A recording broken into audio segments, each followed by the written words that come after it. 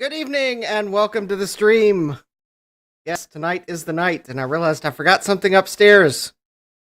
And it's not downstairs, so it must be upstairs. Oh well, we are going on with the show. And at some point, I'll probably have to go get my hat because I feel like I'm really missing something. But yes, welcome Thomas, welcome Adam, welcome Joe. Yes, it is time to take a look at this LC, which seems all new and shiny.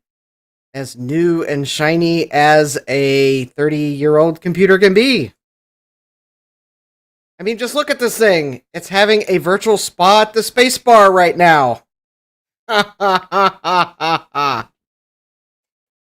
Oh, by the way, no one guessed that I paid a whole $4.99 for a package of drink umbrellas just for this gag. Hey, at least I remember to actually reveal what the answer was from the question I asked on the previous stream. But yes, I have the LC. It is on the desk. The case is currently on it because you might have noticed that I probably should zoom out a little. I made some thumbnails this weekend for lots of my video. Yes. All that room for shelves of Macs. Yes, if I just had audio, video aren't synced for me.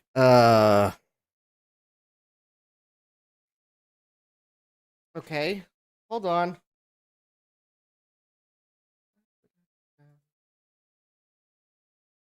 Camera.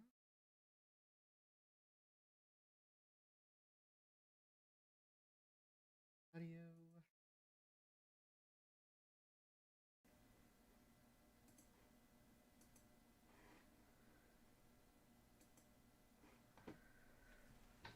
Oh, well, I think I actually already did everything I wanted to try to stream audio from my computer from anyways. So hopefully that's better because now I'm not going through...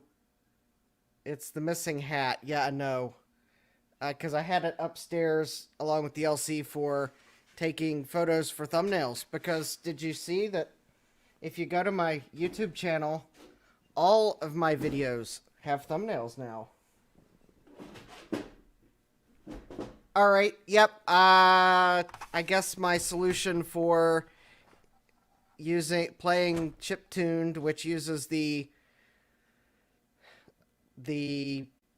Stream Deck audio library, so you have to use the Stream Deck software to play it. So I set up this really complicated NDI virtual audio source so that I could map the audio from that app into OBS Studio and then send it all out. But apparently, yeah. Okay. Well, I'll get rid of that because that just adds too much latency. But what doesn't add too much latency, because I don't know why you'd want to try to stream from it in the first place, is an LC on the desk. And look at this clean logic board.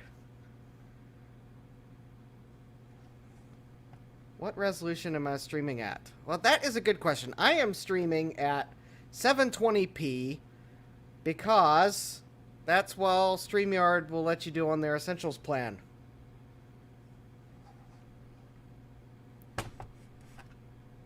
But if you would like to see me stream at a higher resolution without having to resort to that other company, Streamlabs, I have set up a Patreon, and I think the link's in the description, because, yeah,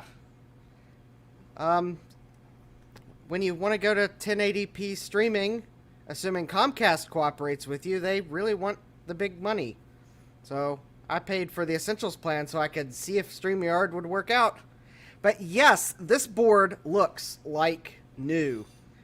Actually, it looks better than new, because a new LC would have electrolytic caps right there. And I have no idea why the picture looks so dark on my StreamYard side. But it looks totally fine on my computer.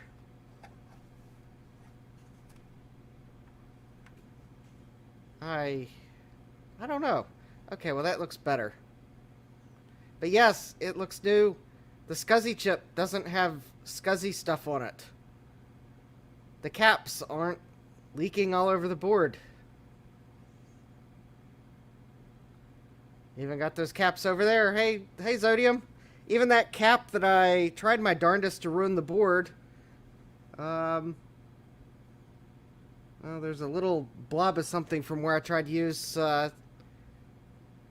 super glue, but it stayed. It stuck through the ultrasonic cleaning. I know, it is dark. Which probably means there's some setting I need to change in OBS.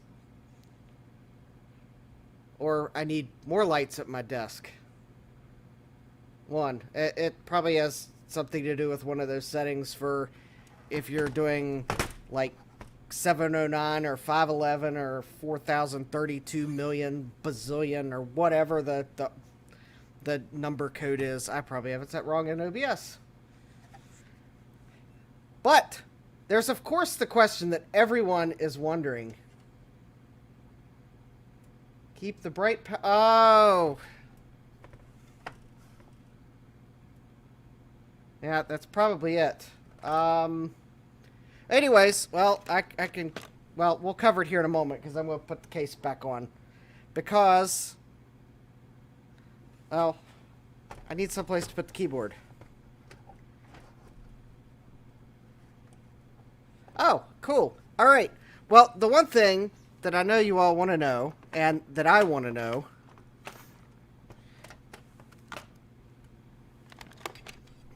is...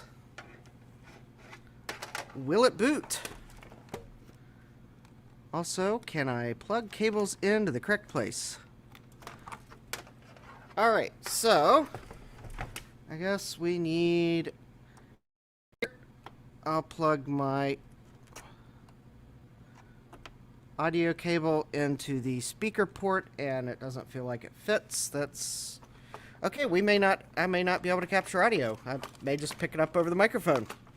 Because that cable did not feel like it went in. Alright, plug our video cable in, which is connected to the capture card. And... well, I guess might as well plug the ADB cable in, because if it boots, I might want to type something in. Although, I just realized something, but... well...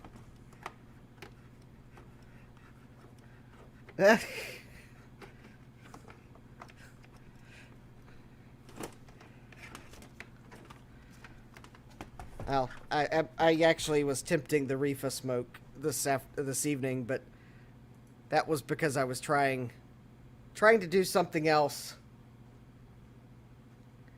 I really don't know why my video capture device's software just starts counting up from 1. It's probably a bug. But anyways, no time like the present. 3, 2, 1.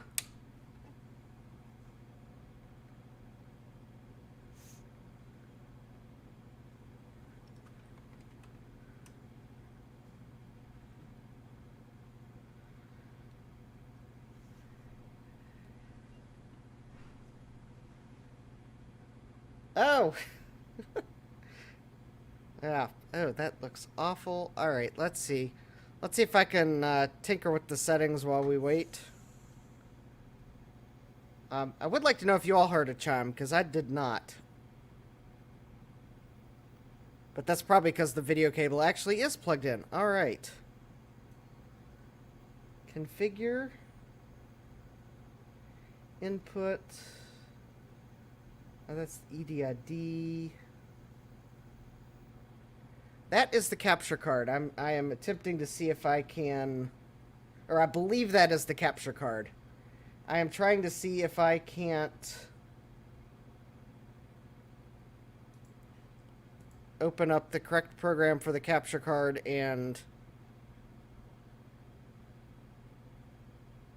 maybe... have it do something. Vision window. Input 1. Here we go.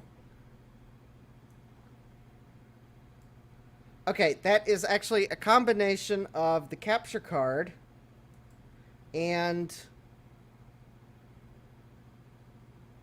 the signal getting absolutely mangled by OBS. Because I'm looking at... Oh, you did not hear a bong, huh? Well, actually, as you can probably see, I forgot to plug in a hard drive. So... okay. I've got the capture settings screen up and...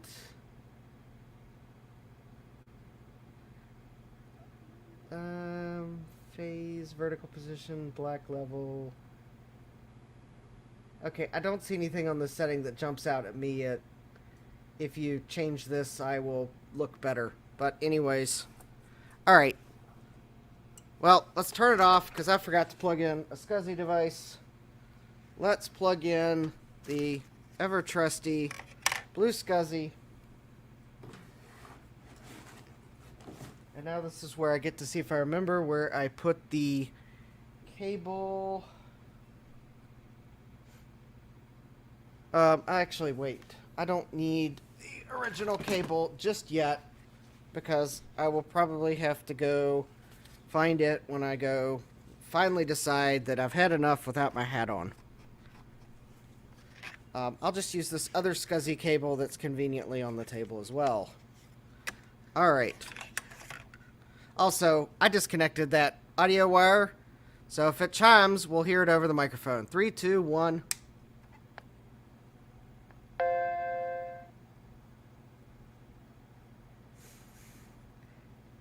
Yeah, I think it's just a sync issue with the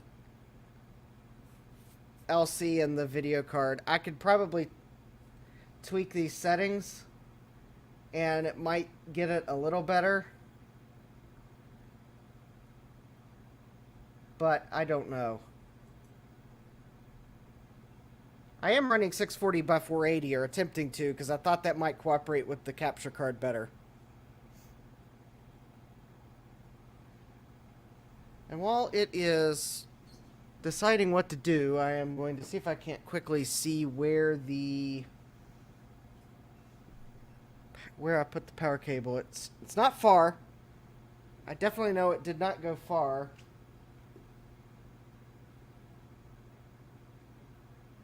But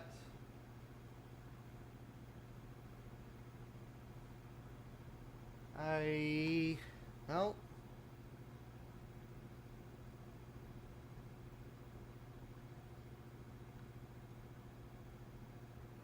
okay, the suspense is killing me. Come on, boot already.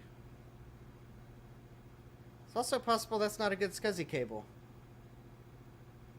Oh, gross.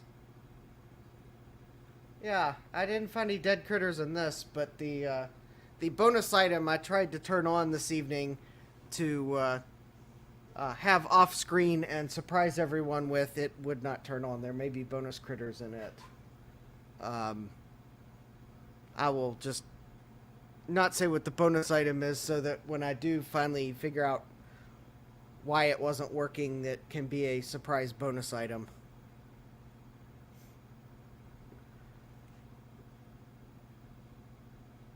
Let's see here.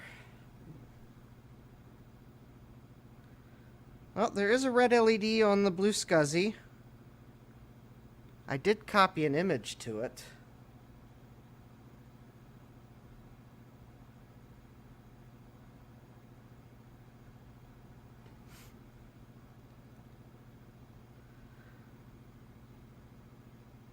I did put the SD card back in it.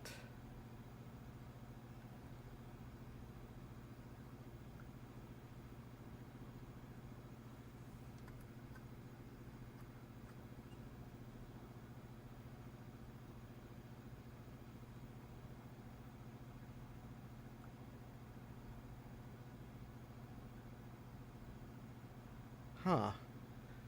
Alright, well, while we see if the Mac is going to finally do something, let me see if I can find that short cable. It's probably on my table that's to the side.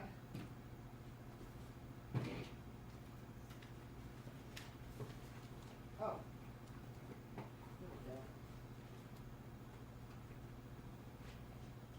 Yeah, it was in my box of LC parts.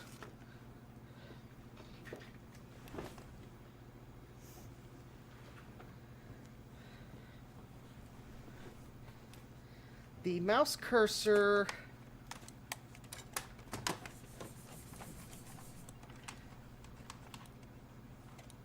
does not move.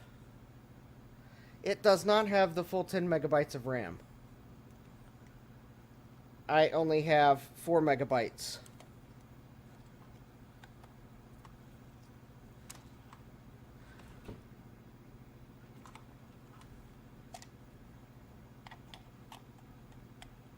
This is the RAM I had powered it up with previously. Alright, it does appear to have potentially crashed. Or something.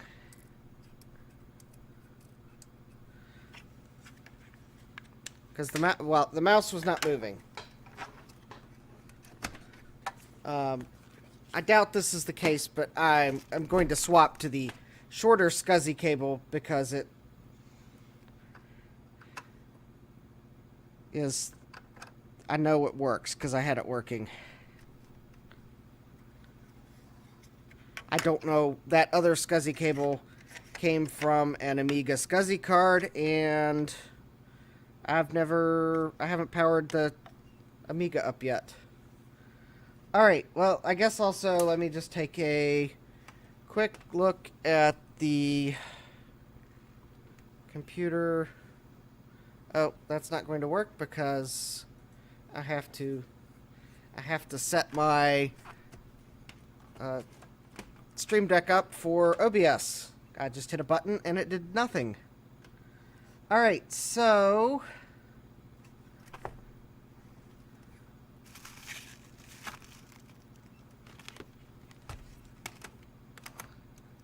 So that maybe... Well, okay, that did not help. Oh, here we go.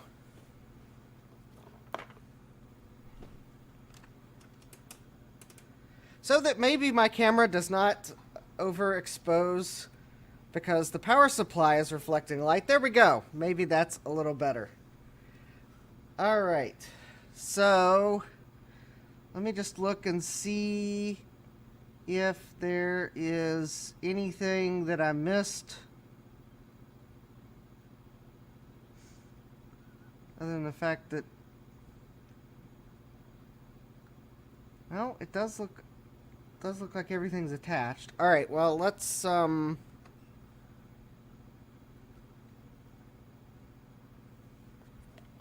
in case I do get it to do something, I want the keyboard on top of the black mat. There we go. Alright, let's, well...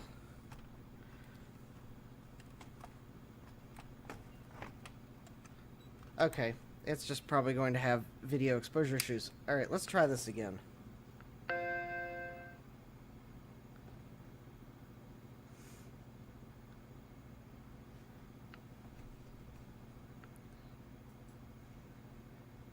Alright, I heard the two audio pops. And...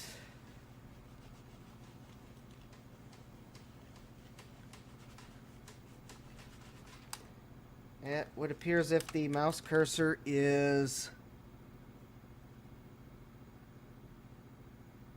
not moving.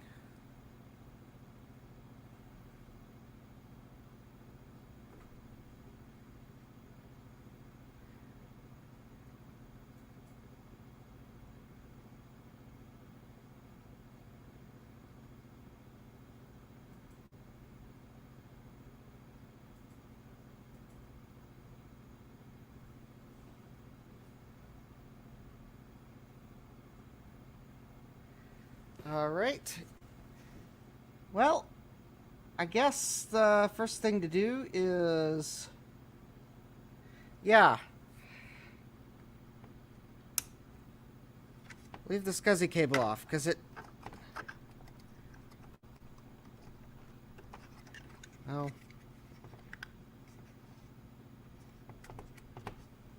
Well, that's the easier side to go to. Alright.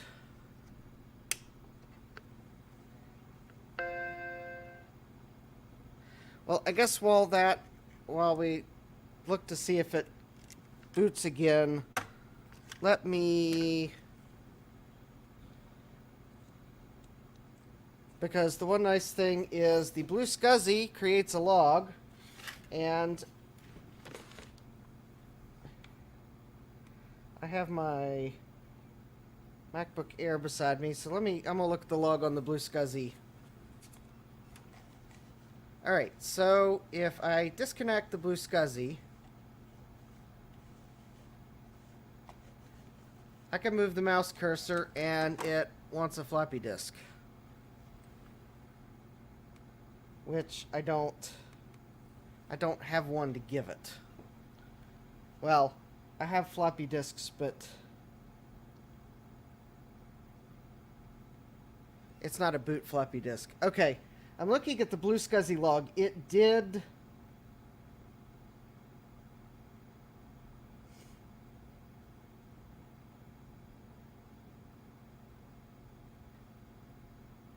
It did initialize, and it did configure the... I've got 2 hard drive images on it. I don't have a floppy emu either. I have a GoTech, but I have no idea how you plug it into a Mac, because I suspect the answer to that is you don't.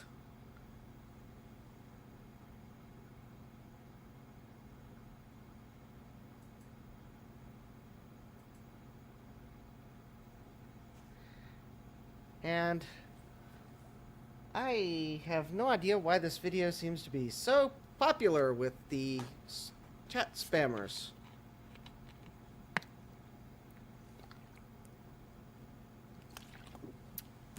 I figured that was the answer. Because I figured if you could use it on the Mac, they'd probably say something about it on their website. Alright, I'm going to do something here to... Whoop. Okay, so I have 2 images on this micro SD.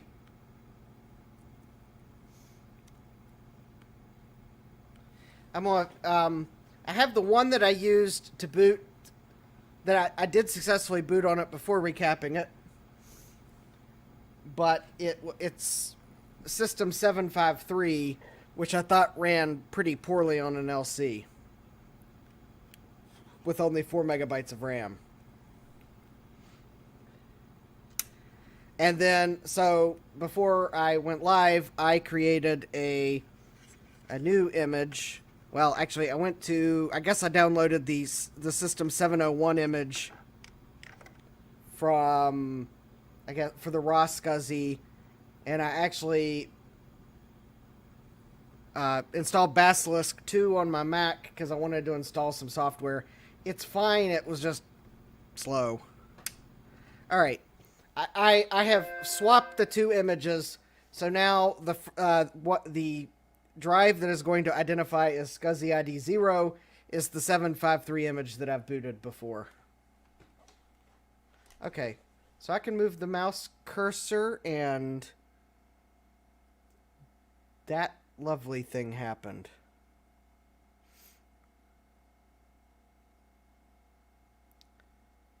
I think it just crashed.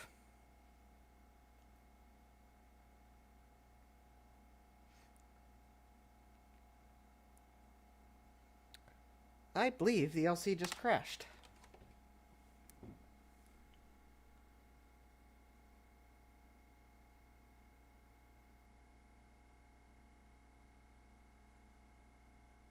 Scuzzy ID 2.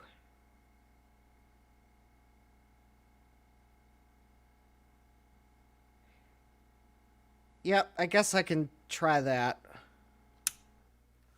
Alright. And maybe I'll... maybe, let me... let me just go down to the one image on the card. Well, actually, I'll just name it something that it won't even... It'll not try to use it. Alright, we'll try ID2 on the 753 image because I know it worked and I did not try to be creative and clever with Basilisk 2.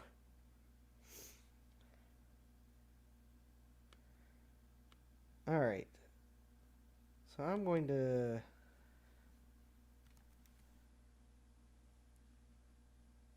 Now I'll rename that. Let's see. HD2.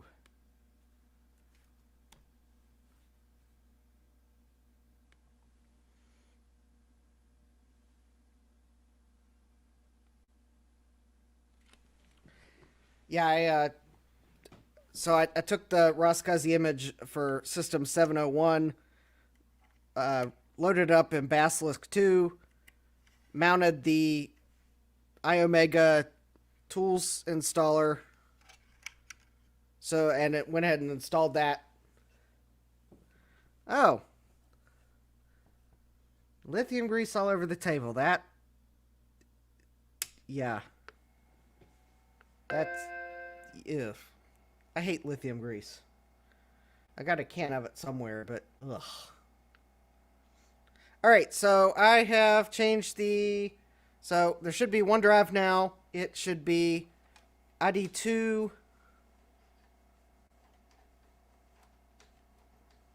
Well, I can move the mouse cursor.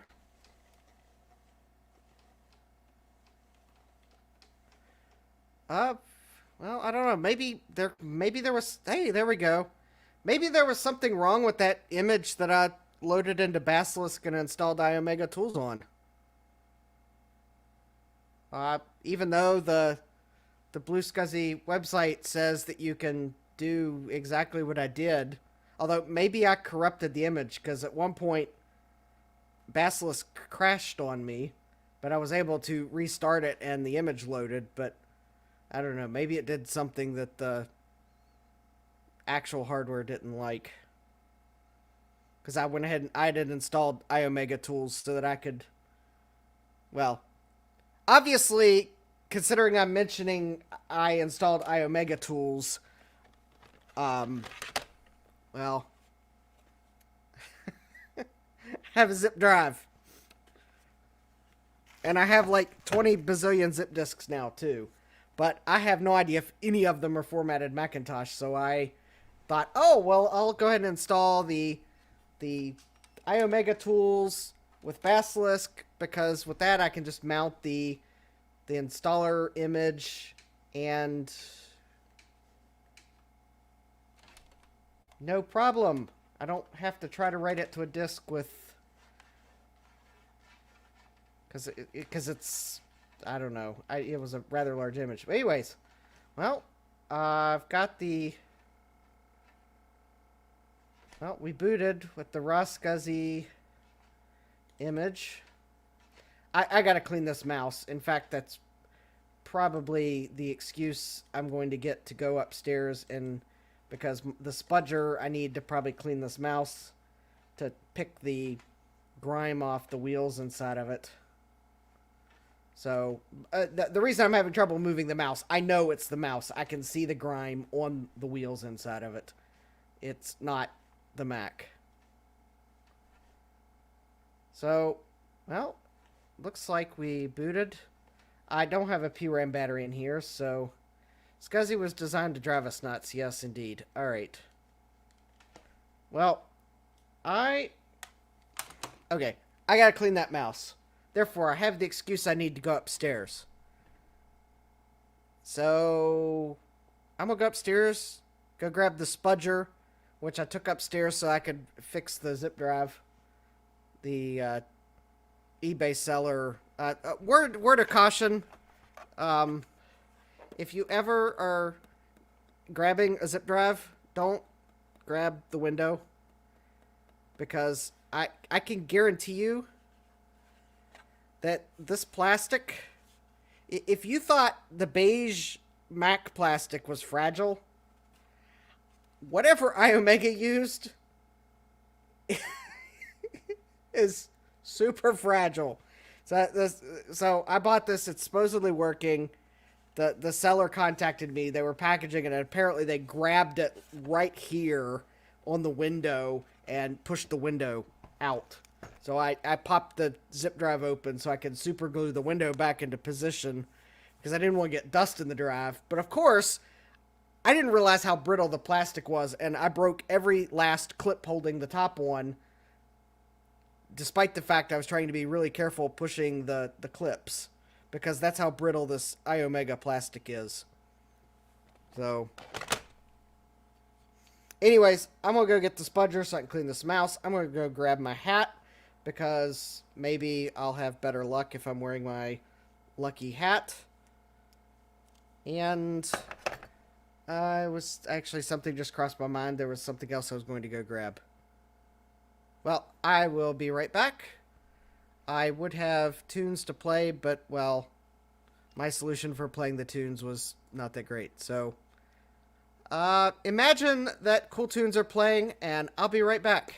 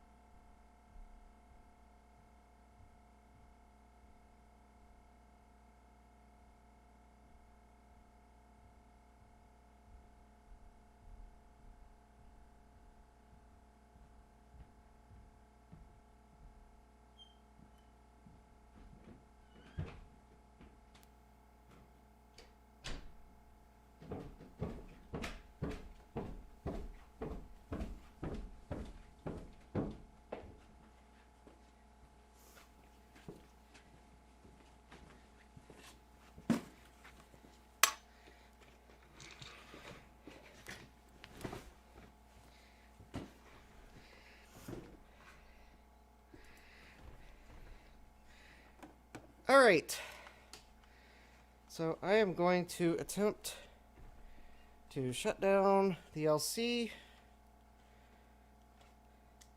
so I can plug in the zip drive.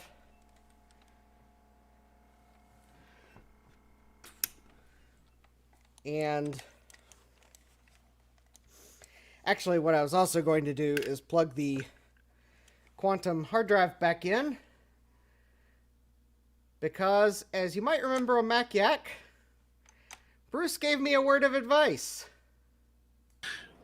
Justin, just a shout out. Can I tell you that quantum in your LC is living on borrowed time? Enjoy it while it lasts. So, yes, Bruce, thanks for that great advice. I am going to pull the data off of that quantum hard drive, because it would be a shame to lose it. Because, yes, considering it was manufactured in probably 90 or 91, it is probably short on life. And it's not like I'm going to be able to get Quantum to send me a refurbished one to replace it. Because actually, I don't even remember who bought Quantum. I'm pretty sure they probably went bankrupt or got bought before they went bankrupt. Something like that. That's seemingly what happened to most of the hard drive companies that aren't around. Oh, did Seagate buy their assets? No, I don't know if that's right. Anyways, yep, Quantum. One of the names that big in the day, got bought by someone else, and, well, I think all their Probably purchased for their intellectual property. Alright, so I'm just basically using this spudger. It's one that's got a pointy end and a flat end. And I'm just using it to kind of get the grime off the plastic wheels. Because I had tried isopropyl alcohol, and this grime is just stuck. It's like it baked over however long it was in storage between the time someone last used it and when I bought it. Alright, well that looks like that might actually be clean enough that it might actually cooperate. Oh, nope, almost. Almost. There we go. I don't know, this is so bad there might be critters and bugs and whatnot in here. Alright, that's probably clean enough for... Actually, you know, that might be... Maybe IBM did buy Quantum. That might... For some... In the back of my mind, I was thinking that might be the case. Alright, but before I plug the Quantum in, because I'd kind of like to make sure that, since I want to pull data off of it, I'd like to make sure that I am going to be successful. I'm going to first test the Scuzzy drive that the seller did say was tested. So,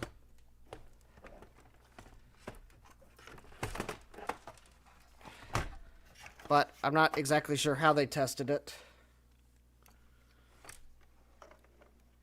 So, alright, I'm hoping the end that had the Scuzzy logo goes on the Mac, and the side that says zip goes on the zip drive side.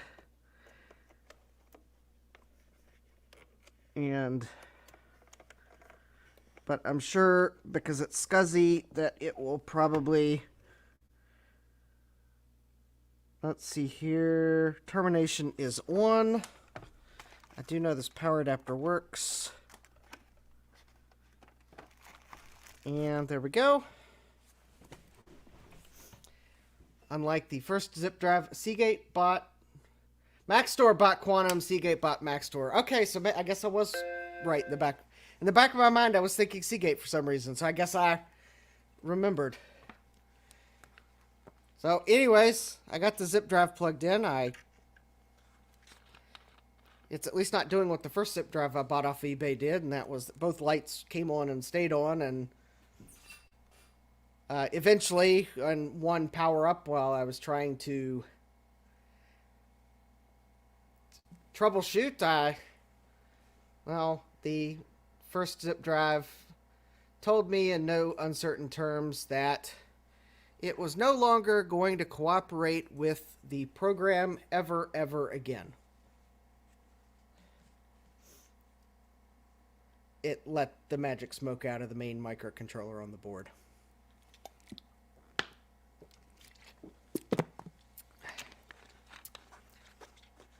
So if you buy a zip drive and both LEDs are on, that probably means the microcontroller's failed.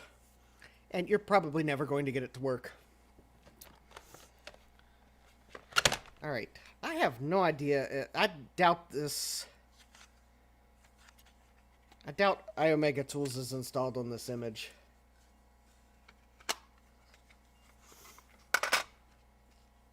But I guess I'll get to see, hopefully, if this is a Mac formatted floppy, or if it's been reformatted as PC.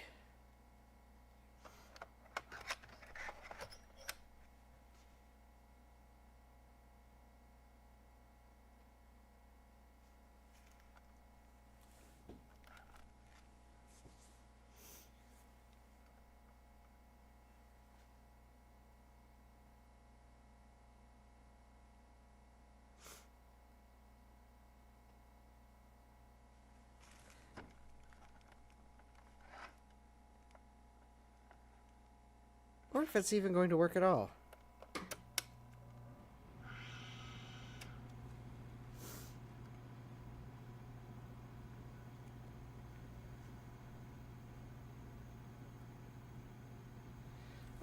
Well, I'm having great luck with Zip drives.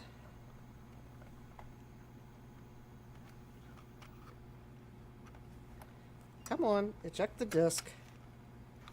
You can do it.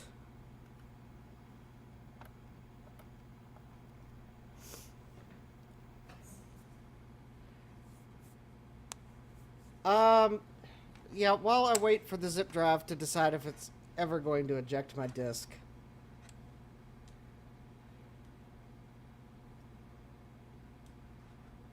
The problem is I don't have a PRAM battery. You know, I think I fell for that trick earlier this evening. Yep, let me do that, because that might be one reason why maybe the capture card's having so much trouble. Maybe it doesn't like black and white mode.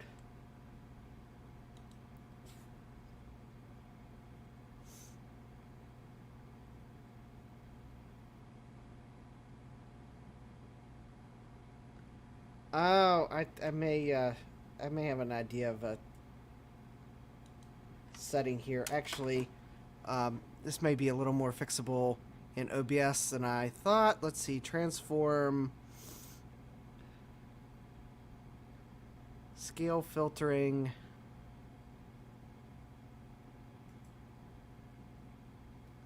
No, hold on. I'm checking the point bilinear.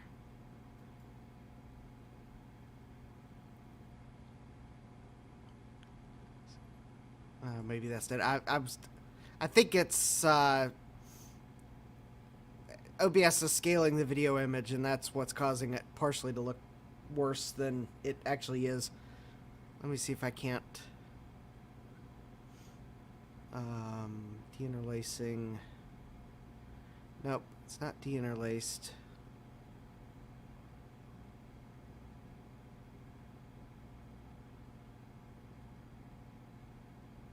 Add, copy.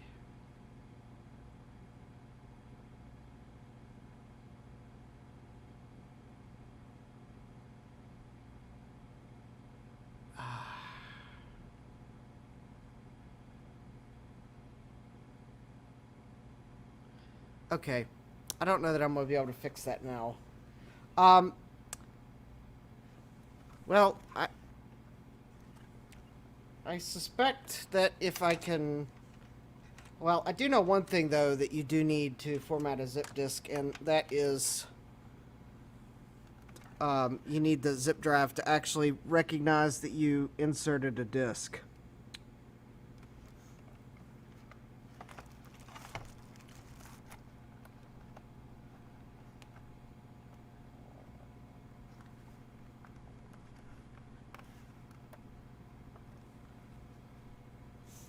And the zip drive is not...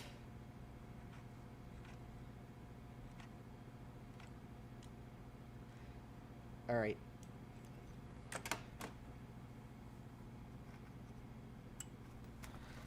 Hold on. I need to eject the zip disk. Okay. I bet I don't have a paperclip down here.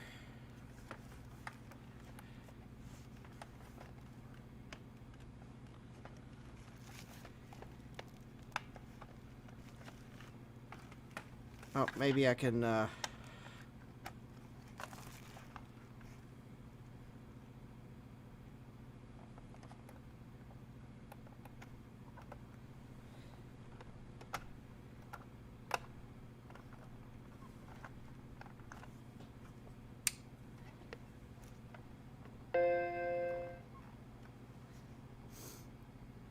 Oh, you do have to have drivers in this. Well, I don't.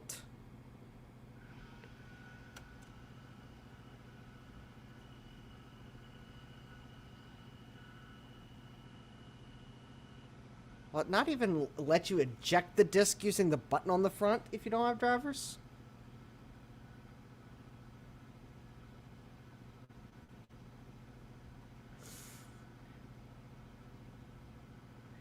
Yeah, that, I do have the iOmega drivers in the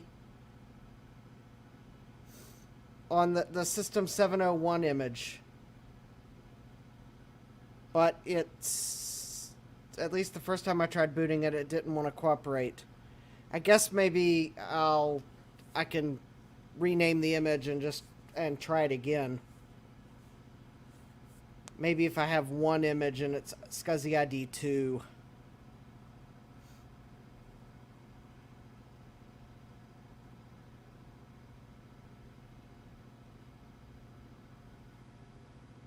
Although the thing is, I may have done something to the image by accident, and because that 701 image, which should be supported by this LC, but it pretty solidly crashed the LC.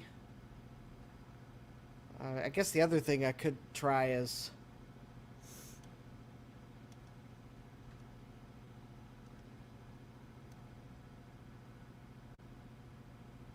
all right. Let's try this, and I'll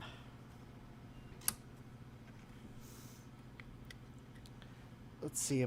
Yes, I am on StreamYard on my MacBook Air. Let's see.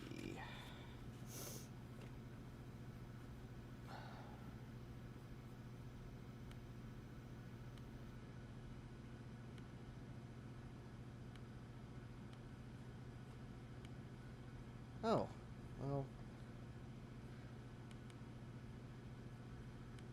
Yeah, that's fine, Adobe software. All right, let's try.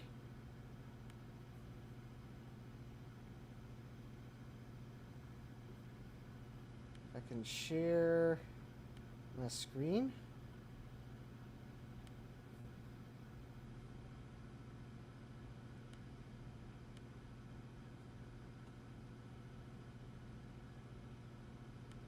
Oh. Well, I'm not going to be able to share the screen. All right. I don't know if I am.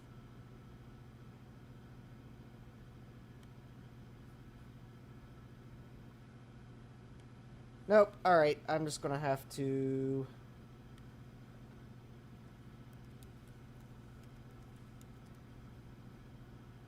Oh, wait. What is this? All right. Fine. Quit Firefox.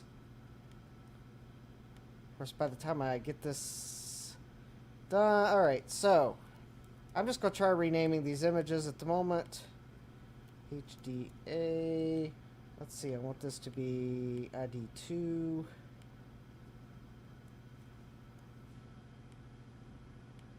And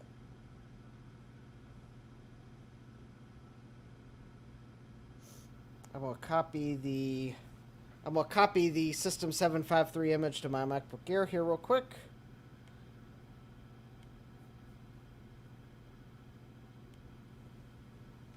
All right. Okay.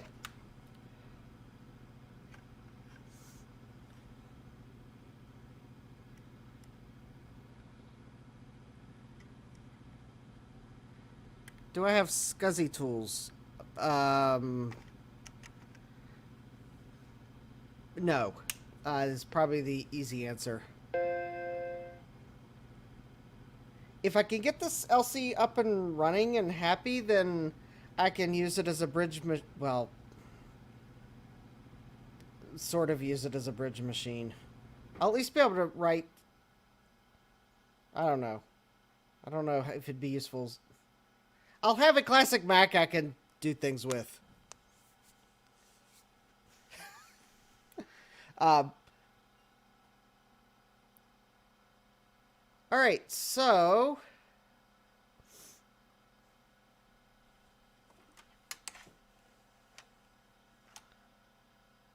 Oh, look at this.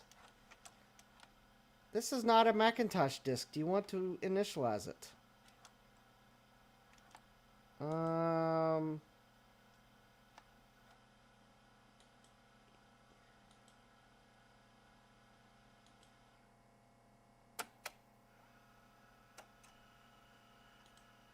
Oh, well. Oh, look, my System 701 image actually works.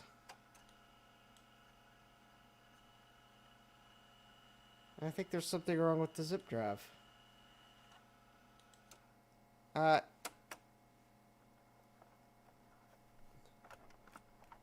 Maybe I...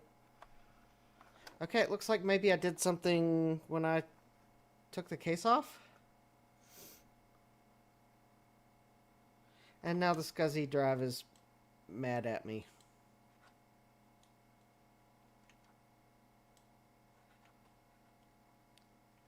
Alright. It's blinking at me like it was... It tried to eject the disk, and it didn't eject the disk, and now I think it's in an error state because it tried to eject the disk and couldn't eject the disk. Although, I should have iOmega tools on here now. Let's... Maybe I won't guess, and I will... Do I have... Does the image have Scuzzy probe on it? No. It's the raw Scuzzy System 701 image, and it looks like all it has on it is System 701 and System Picker, and it has iOmega tools on it because I did that using Basilisk. But as I can see, there is... It could use a few more tools. I may have to create a... no disk. Well, I have to disagree with its assessment there's no disk in the drive.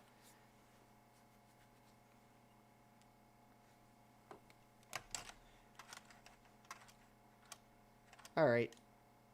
There is a disk in the drive and it won't eject.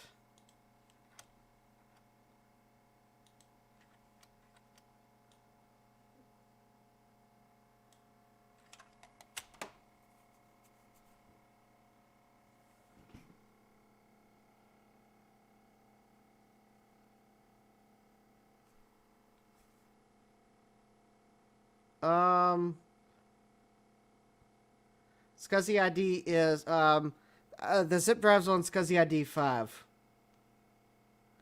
My blue Scuzzy should be on ID 2.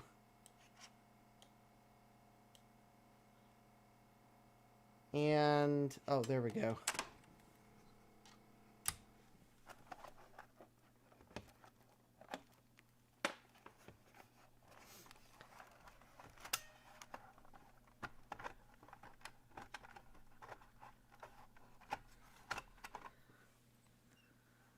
And because I don't have a paper clip, well, there we go. Oh, I got my zip disk out. All right, I'm looking at the zip drive because it looks like I may have... Maybe I didn't get one of these plastic pieces lined up when I put it back together. Not that I could really tell.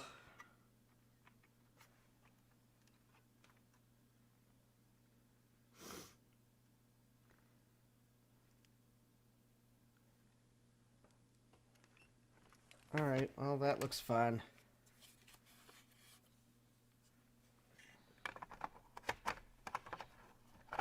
Okay.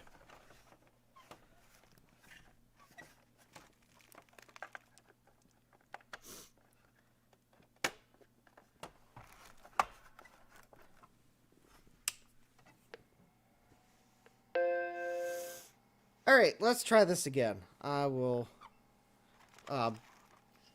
the usual recommended method, though, of emergency ejecting a zip disk is the paper clip in the back, but as I'd mentioned, I broke all the clips fixing the windows, so it was way easier to just pop the top off with the power off and push the plastic lever inside the drive that the paper clip would push. And it also let me check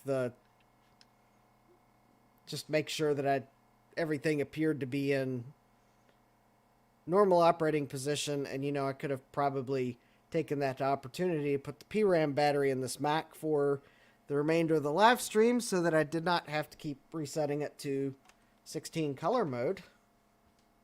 But I forgot to do it. All right.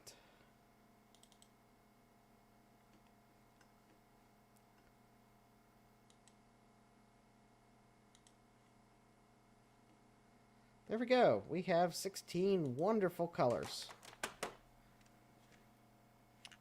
All right, and I am going to, well,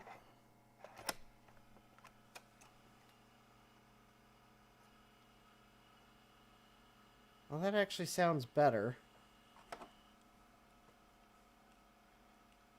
Maybe the, all right, initialize, erase, okay.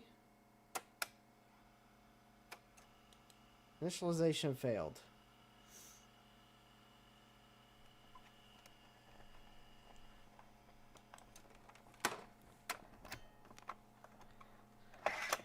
This might be a bad zip disk. Oh, okay. Oh, I got it out this time. It actually ejected. I think the plastic faceplate was misaligned and it couldn't eject. All right. We'll try the next disk. No, actually, we're not going to use that disk. It has software on it. Or it might have software on it, but I'll have to, it's not Mac software. But I'm curious what would have been on it. Ah, pity. This was a Zip Tools disk. Well.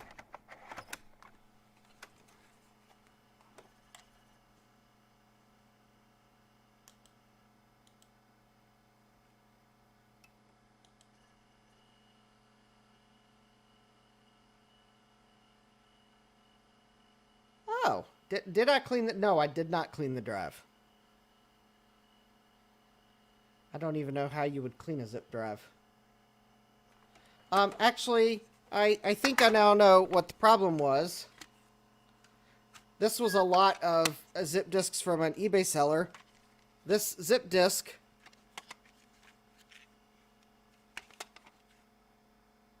I don't think so, but I don't know... I think this zip disk, I think this disk is bad, not because it couldn't format it.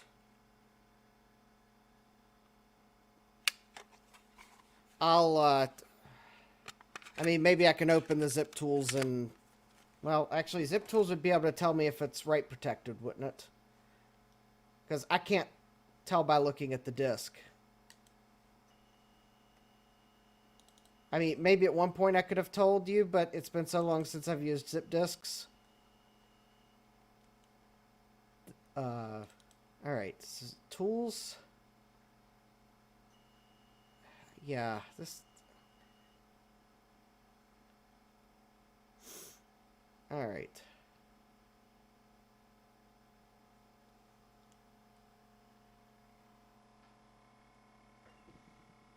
So let's see, is that... I think that's write protect. So disk protect options. So this disk is no protection. Okay. All right. So this is the one I just formatted.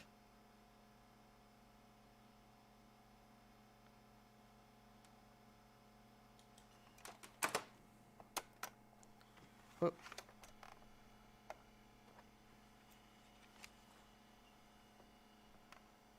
Oh, yeah, I think I see what the problem is.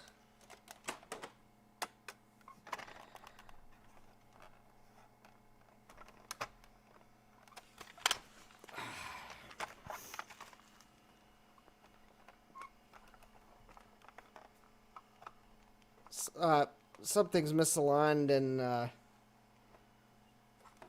so the disk gets caught when it tries to eject.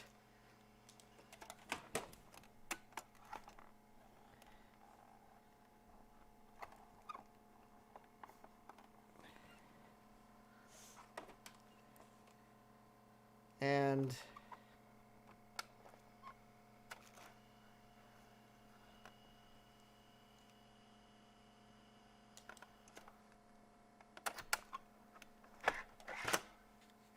Okay, so this disk that I just formatted obviously was not write protected. Alright, this disk that I could not format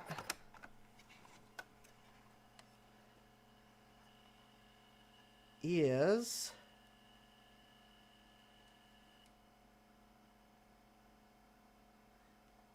unknown format.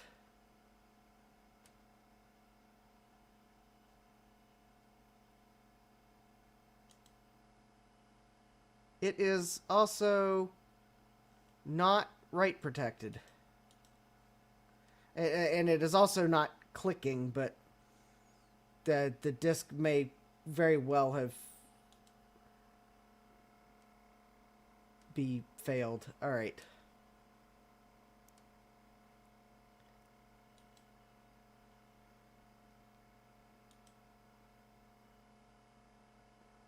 Oh, okay.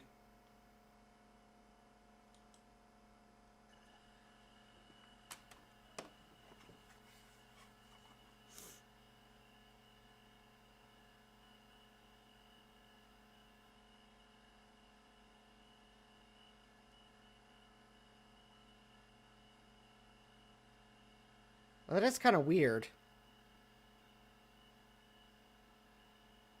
Wow, I'm wondering if someone tried to erase that disk with a...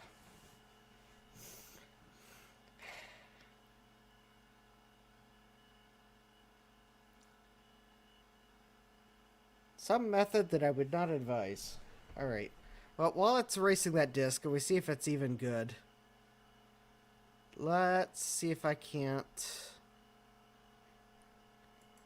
I am the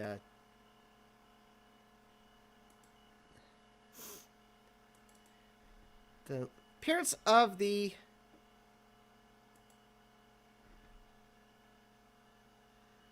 video capture is annoying me. Let me see if I can't tweak the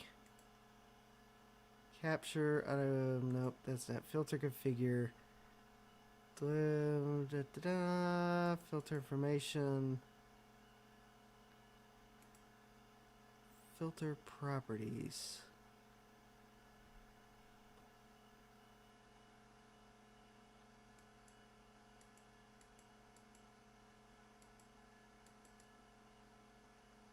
Well, if I change the phase setting,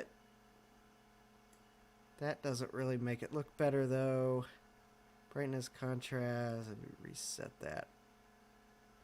Alright, so that's not going to help.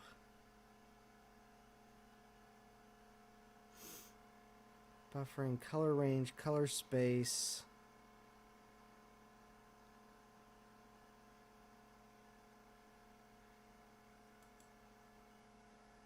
Yeah, it's probably just... let me see. There we go. Transform. Edit transform. Nope, that's not going to help.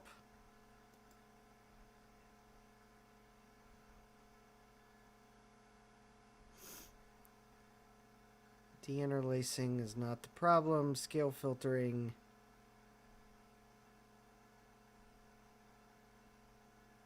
Filters.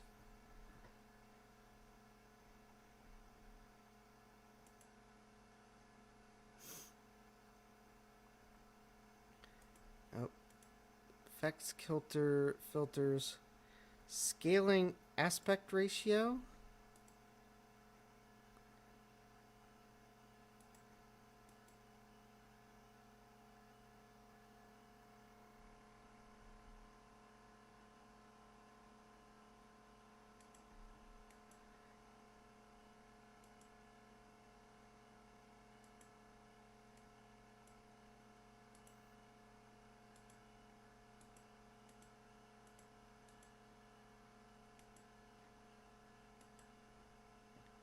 Let's see here.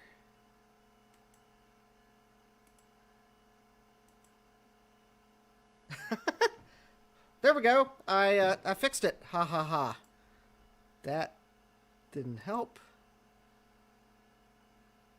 That's just weird. Now I've made it worse.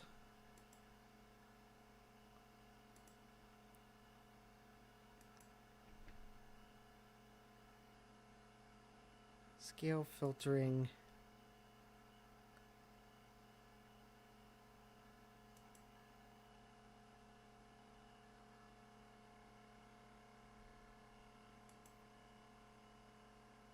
Well,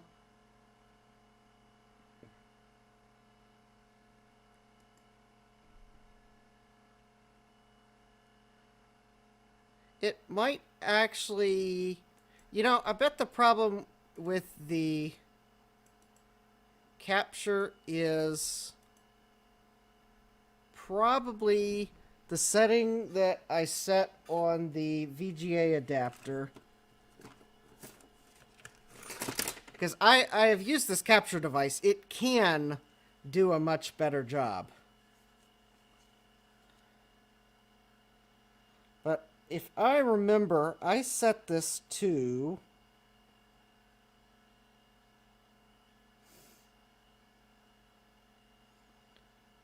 13-inch RGB mode 1. Yes. And that is sync signal connected to the 15 pin, the DB15 female pin 13. So I guess Mac pin 13 is connecting to VGA pin 3 in the mode that I have selected.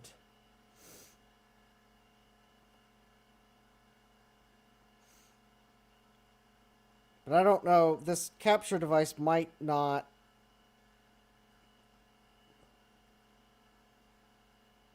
like that. I could try setting it to VGA SVGA mode, but I don't know what the... I guess the LC would probably handle that as long as I at 640 by 480. But I don't know if... and if anyone has a suggestion, this adapter I have, the 6 modes I can set it to. Mode 1 is composite sync, where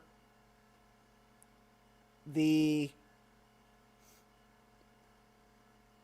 Mac pin 3 is connected to VGA pin 13. I got that backwards. Alright. Mode 2, composite sync, is where Mac pin 3 and 15 are connected to the VGA pin 13. Mode 3, I could set sync on vertical. Mode 4 is sync on horizontal. Mode 5 is separate sync, which it looks like it'll connect Mac pin 12 to VGA pin 14 and Mac pin 15 connected to VGA pin 13. And then mode 6 is sync on green. It looks like, though, when I have it set to 13-inch RGB,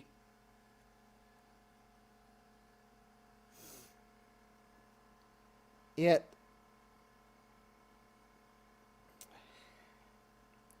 don't know, my capture card maybe doesn't like it as much. But I don't know if those other modes are compatible with the LC. VGA mode, yeah, I can try that. Because I also did notice on this chart that the 13-inch RGB actually says it's 66 hertz. Although the capture card is telling me it's running at 60 hertz. But, well, the other problem is OBS is scaling the image really badly. And unfortunately, I'll probably have to fool with that. But yeah, that's true. I can try a better adapter setting. Because I have a feeling if I can get a cleaner image from the capture side, which... well, actually, I probably could... Because actually, I can show you what the capture side looks like. Since I'm 1-to-1 pixels, it will probably work. Let me see if I can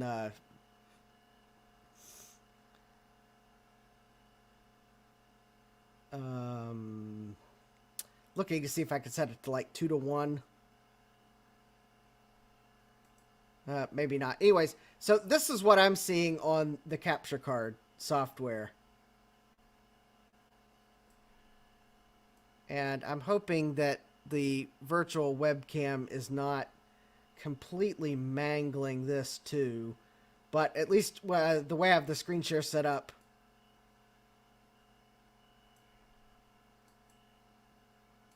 hold on, let me, there we go. So anyways, that is what I see. So, it does look like OBS is handling that better because it's not scaling that image. So I'm thinking the capture card doesn't like the mode the Mac is outputting, and that's causing the banding.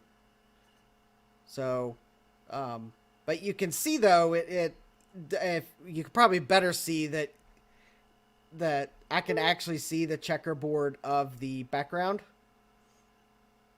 Whereas I know on the OBS, it just completely muddles it. Hold on. Let me do this for you all. I just, if I can move StreamYard to the other screen so that I can still see the chat. There we go. I don't know why I didn't think of that earlier. Of course, maybe I needed to look at what OBS was doing. All right. I'll just use the Vision software. Oh, well, the zip disk format's complete on that disk that didn't want to format the first time. And it seems like it actually formatted.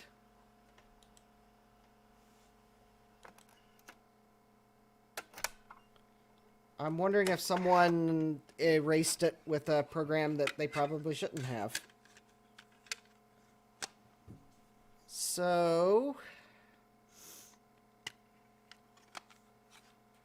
I am very tempted, now that I have some formatted zip disks. Although the thing is, I don't have the zip tools on any of them, so I don't know if this quantum hard drive has zip tools installed or not. I mean, there's a chance it does. Zip drives were so popular. There is a chance that it has the zip tools installed. But I'm actually going to plug in the... Actually, that might be the case, because the zip tool software was acting like it was... I mean, it couldn't tell me what the format was. And it made me do a long erase, but it wasn't clicking. Although that's not a guarantee the zip disk isn't bad, but yeah, I'm going to boot off the quantum hard drive because I want to see if I can't copy what's on it off of it. And the only way I can do that is because I have not been able to get a blue Scuzzy over easy because I think Tom Barber's waiting for PCBs. So, because if I could get a blue Scuzzy over easy, then I would... Oh. Yes, thank you for the reminder. That way, at least I only have to set the color setting one more time.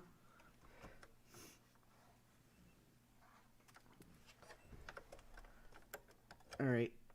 Let me see. I'm trying to get the Scuzzy cable plugged in. Anyways, if I had a blue Scuzzy over easy or some other adapter, I would plug the blue Scuzzy in externally. But I don't. Because then I would just copy files from this hard drive to the blue Scuzzy. And then I wouldn't have to worry about iOmega tools.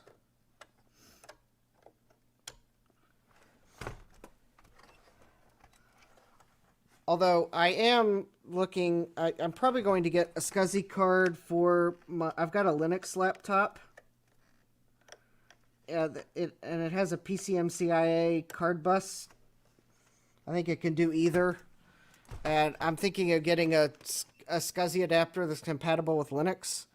So that at least I can plug this zip drive into Linux and write images. Because I think Linux. All right. I don't know. I suspect Linux can probably work with a zip drive. At least that's my guess. I could be wrong. Yeah, I could probably make my own adapter if I ordered parts to do it.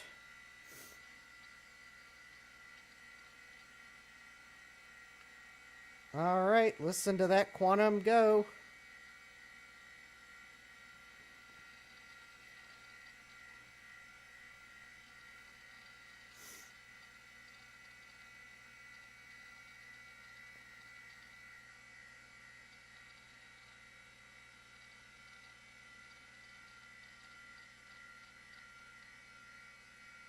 I'm completely operational and all my circuits are functioning perfectly. Well, does not look like it had iOmega tools installed.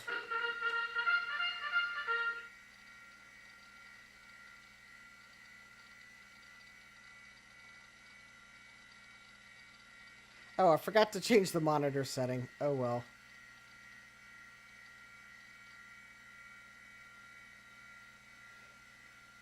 Yeah, I could order my own circuit boards and make it over easy. But I thought I would order a kit because I just need one. Actually, I did upload the Gerber and started a order with a PCB company, and I guess I probably should go. They told me the Gerbers were fine, so I probably should go pay for the order.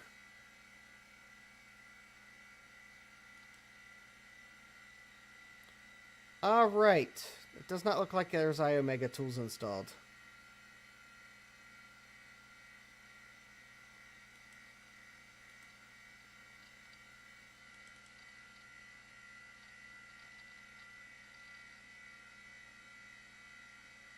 Oh, lovely.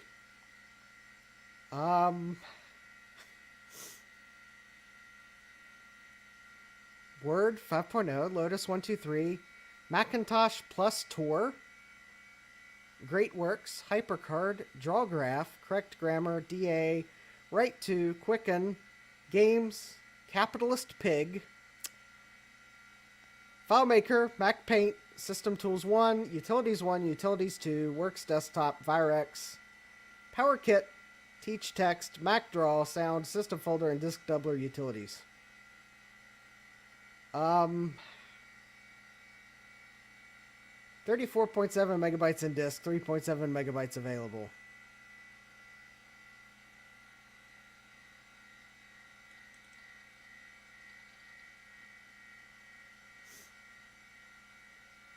Oh, well, in Utilities 1, they have a system folder, an update folder. Huh. Well, you know, they might have had a little more disk space if they didn't have duplicated system folders. There's font. Yeah, it's running Disk Doubler.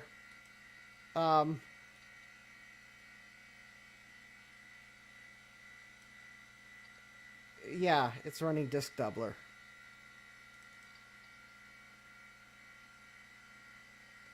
Oh, look, there's another system folder.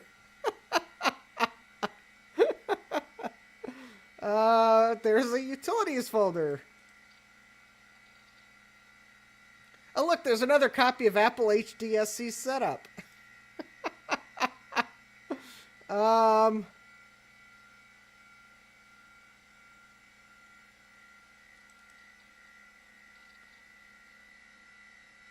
that's sound edit. Okay. Macintosh plus Tor. I really don't know why they would need that. Great Works.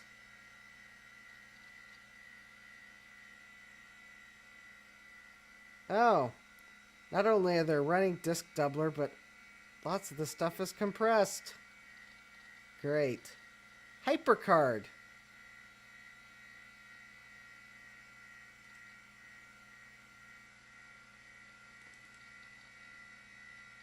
Yeah, I'm sure it's making this quantum hard drive even more reliable.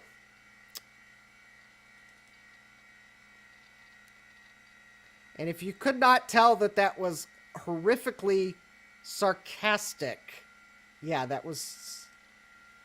Yeah.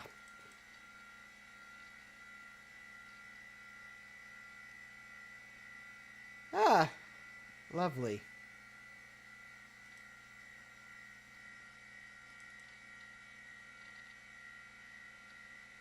Mac Rate 2. Quicken. Yeah, probably definitely don't want to launch that. If I knew who had this computer before, I would have probably warned them that,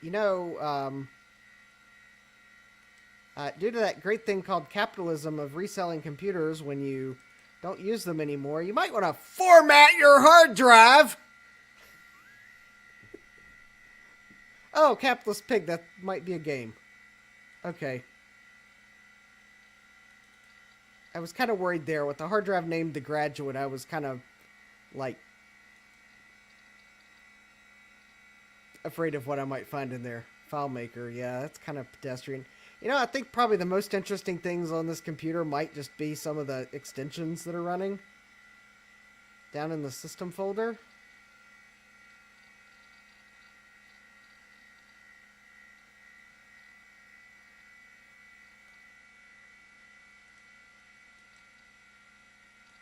And all the temp files in this system folder. Oh, it has After Dark. Alright, let's see what... After Dark. We always need to check out After Dark.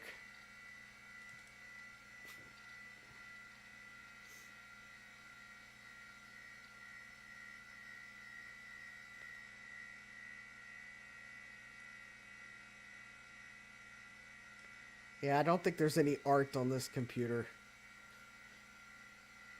Yep, that was the one I was going for.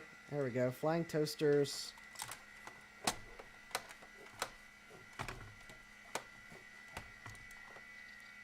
Let's see what their taste...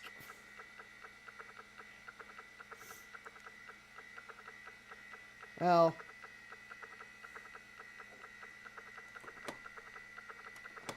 Obviously they liked burnt toast.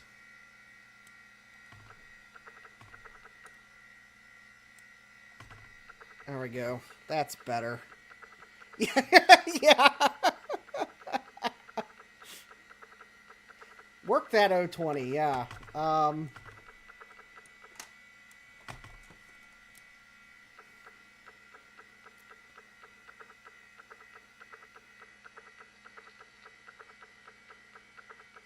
Yep, there we go. Working that 020.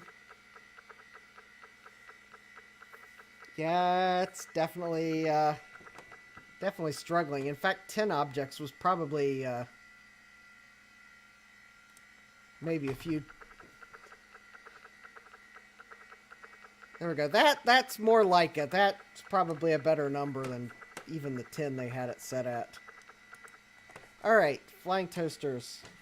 Are there any?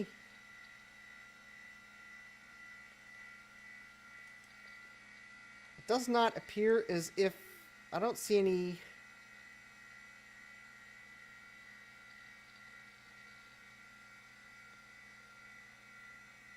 Ooh, the fish. Yeah, I remember they had After Dark on these. When the LCs they had at the school I went to, I think they had After Dark on them. And some of them seemingly had the fish. For some reason, I don't remember any of them having the flying toasters on it. But quite honestly, a lot of them, I think they just had this one, which was kind of boring. The Starry Sky.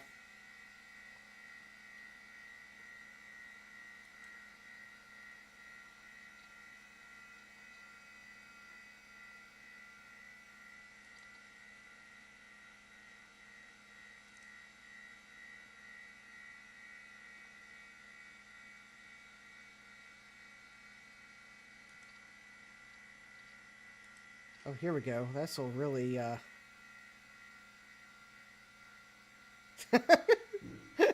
now this will really work, that 020.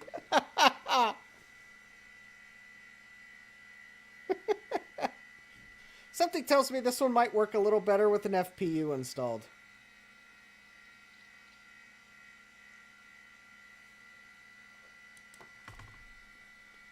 And maybe some more VRAM for more colors.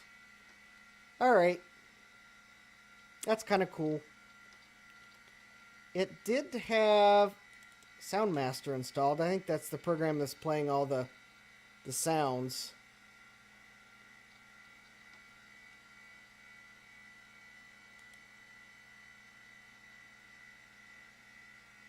Let me preview the... Oh, they don't have a sound set for that.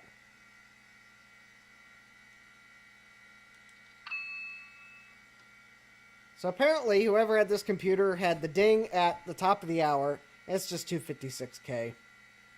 And the alarm clock was set to...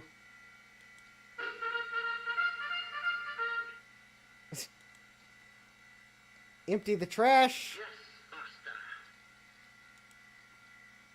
Oh, copy done, same one.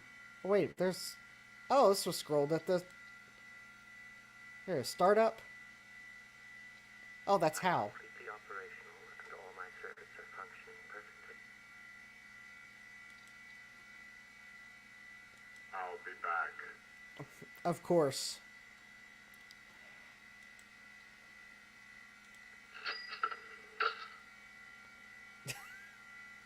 Okay. Disk insert. Oh. Disk eject. Oh, cache register disk request. And the beep. Oh, whoops. Oh, you know, speaking of that, I haven't seen Steve in the chat, so if he's lurking...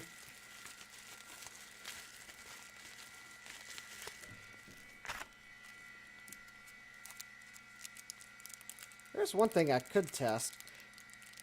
Is, yeah, I'm about to get iOmega tools on this hard drive somehow, or...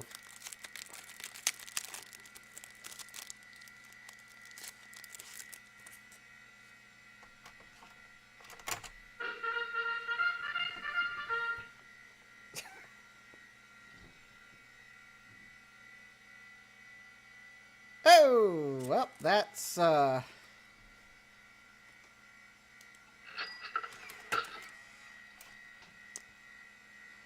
okay.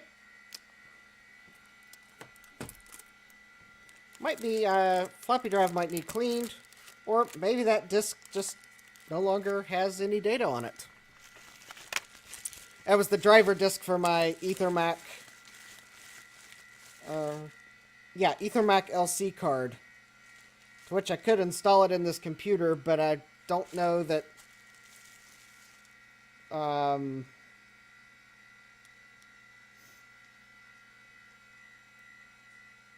course, you know,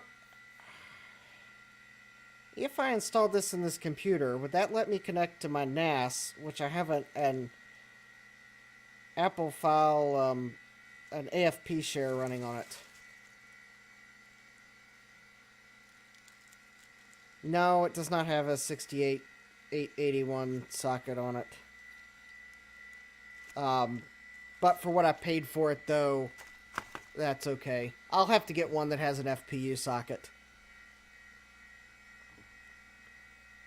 Of course, I'll have to install the driver. I can't install the drivers with the disk that came with it. And of course, I presume if you plug a zip disk in, insert a zip disk, and you don't have iOmega tools installed, then the zip drive just probably refuses to do anything. Oh, well.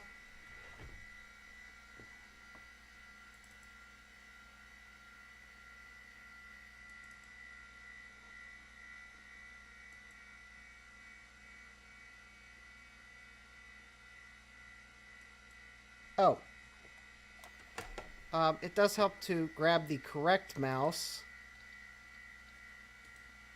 because double clicking with the mouse that is connected to your PC does nothing. Ah, well, the zip disk did, oh, it also would help to...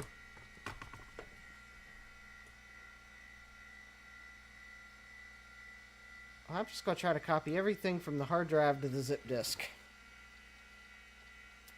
And then I'll deal with taking a look at it. Back on the other side, where I can pick out what I want.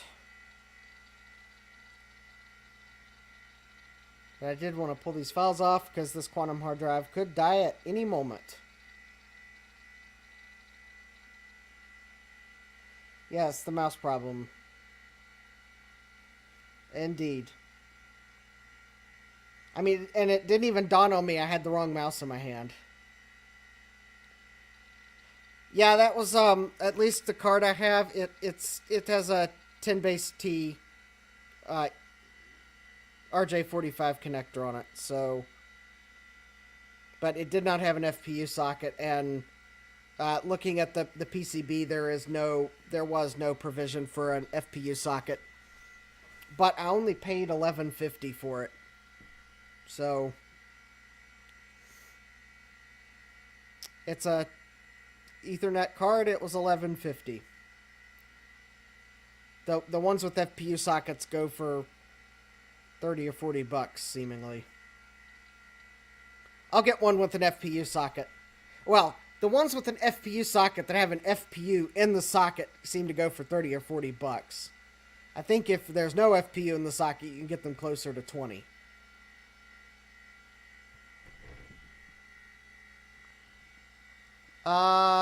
It can use either. Yep, it looks like I'm copying files.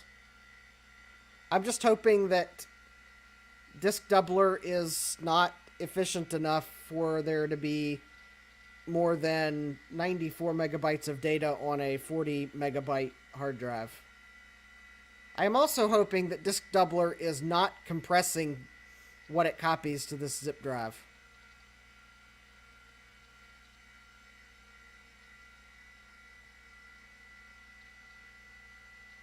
I'm also realizing I maybe should have...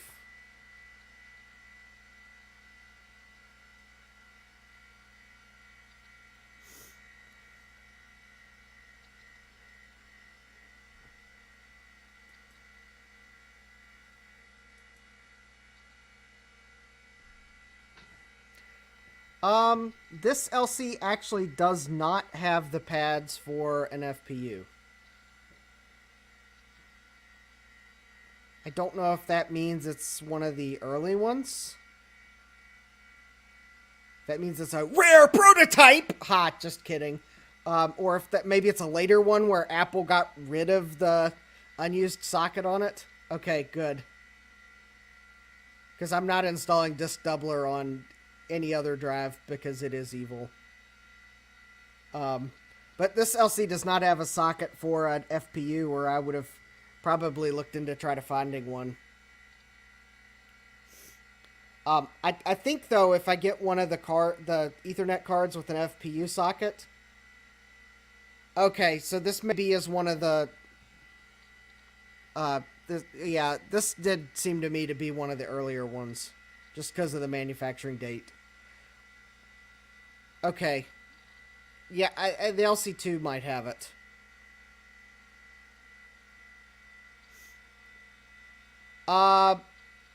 Where would I solder the socket? There is no place to solder it, not even on this Ethernet card. It doesn't have pads for an FPU. I do believe, though, if you do get the correct Ethernet card, there are some where you can put a 68882 in the socket. Because I think the 68020 processor can use either FPU. The 68882, I think, has more instructions and is slightly more efficient, or at least that's what the internet seems to say. Granted, I'm really not sure. You're right, Adam. this is the Mac. The Mac has always been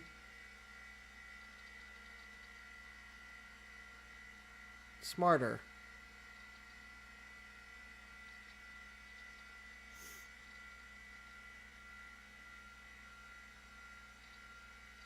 Yeah, this is a 68020 LC. It's one of the original LCs.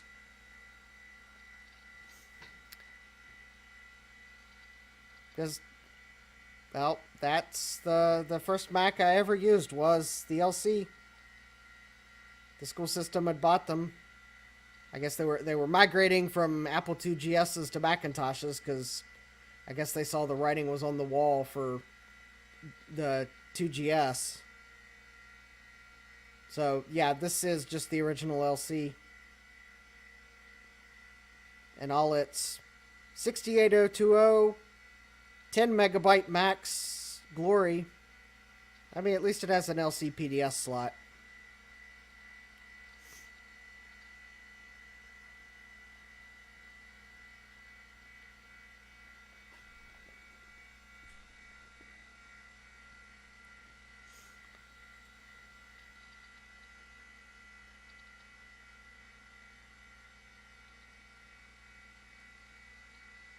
So,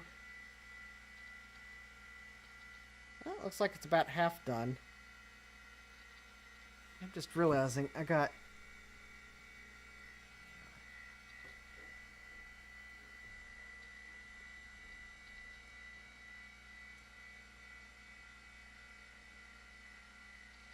Oh, no, that's actually on the... Oh, yeah, oh. That would explain it. I'm not sure if it's anything I should worry about, but there is some garbage on the screen. Although, maybe that's just from where it's copying. And I'm actually not totally convinced that it's not the capture card doing it. Yeah, at first I thought my monitor was just that dirty, but then I realized that, no. Yeah, if you could see, you could probably see it on the screen. There's just a bunch of red dots on the screen. I mean, I suppose they're... I am going to get an upgraded VRAM module. I'm going to get one of those Silicon Insider 512K VRAM Sims from 10D. So if anyone's watching this, and I believe I said the wrong marketplace on a previous stream.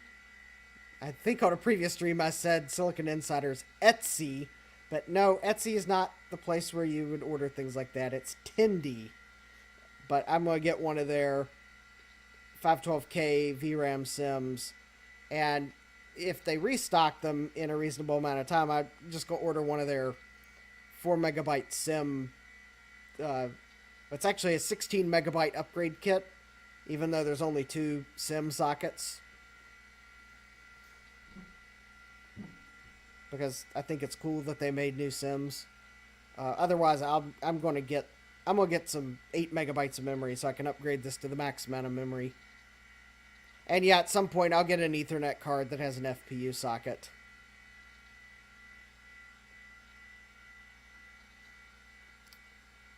But I thought having an Ethernet card was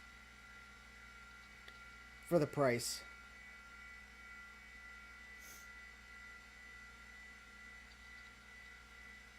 Oh, yeah. Yep. Radius 24X card. Yeah, definitely don't need the onboard video if you got that.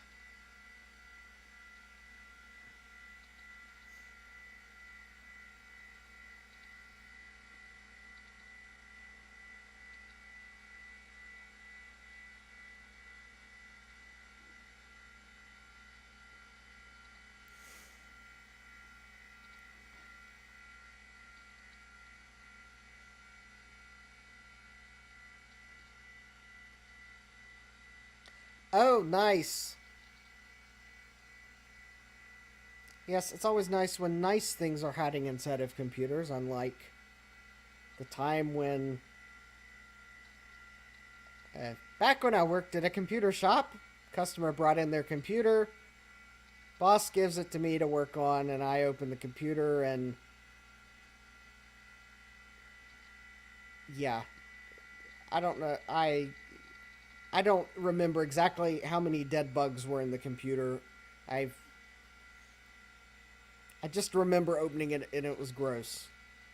It seemingly had, yeah, ugh. I think I know why my boss let me work on it. I'm not sure if he knew something that I didn't or not. Of course, maybe he didn't even realize how bad, dirty the computer was.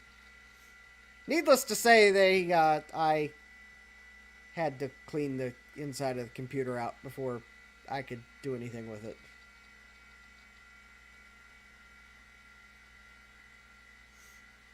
Oh.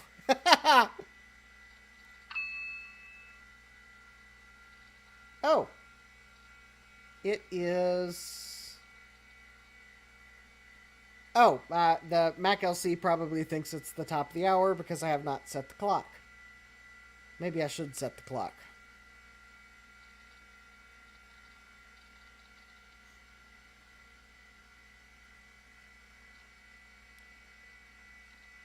Yeah, that's suspect.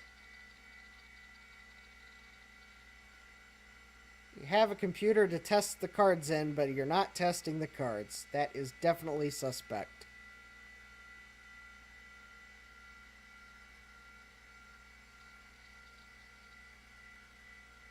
Yeah, that tells me that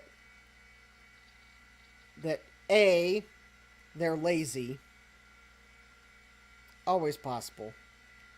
B, they have tested the cards and they didn't work. Or C, the 840 AV doesn't work. So yeah, I wouldn't have bid on the 840 AV either because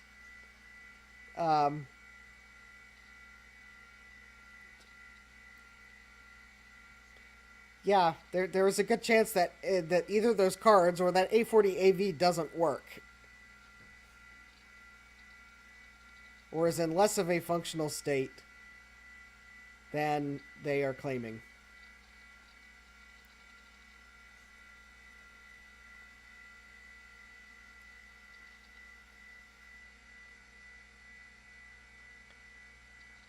Yeah, but I think right now the Mac thinks it's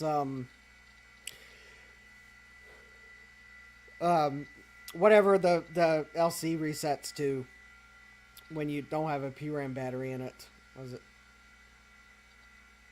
I guess I'll probably will patch the OS. Although it's really not a big deal. At some point, I'm going to put this PRAM battery back in my Power Mac G4. Because that's the one I'm more likely to use, so I'll let it keep its settings.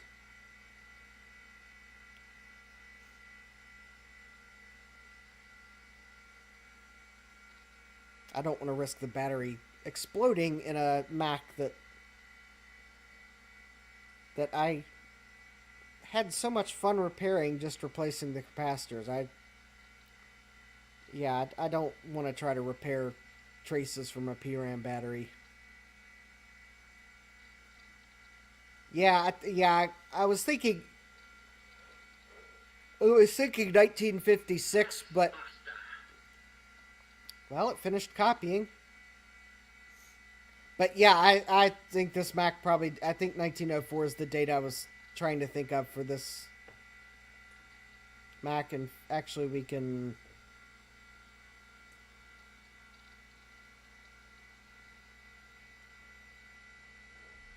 Oh yeah, it thinks it's 1 p.m. Oh, okay, I guess this one's new enough.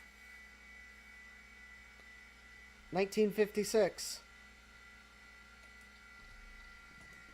So apparently this quantum hard drive had... Wait a minute, that...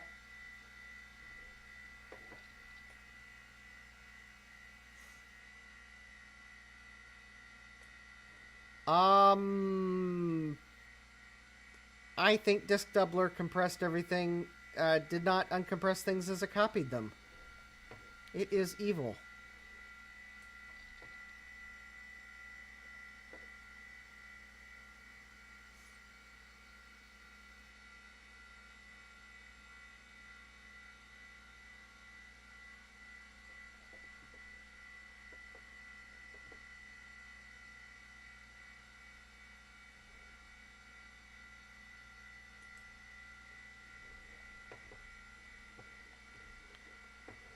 Because that teach text, I bet if I...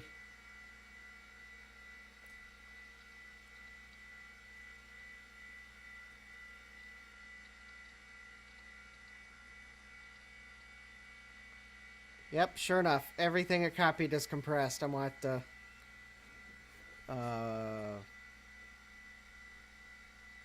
let me see if there was a Disk Doubler control panel, because I didn't see the setting. Yeah, that's probably what I'm going to have to do. Alright. Command A.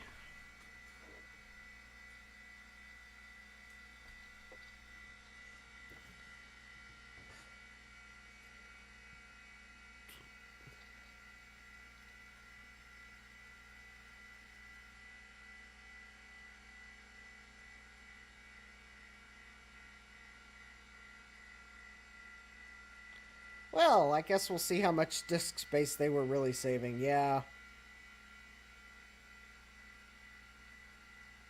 I would have preferred it if it didn't copy them compressed, but I should have known that it wouldn't have been that easy.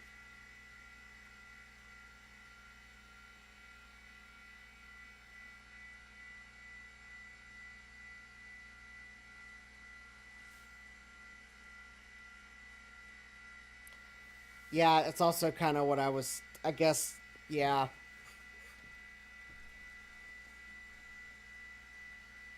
That is true. I mean, how much could it really compress things and it not be so slow that it would be unbearable to use?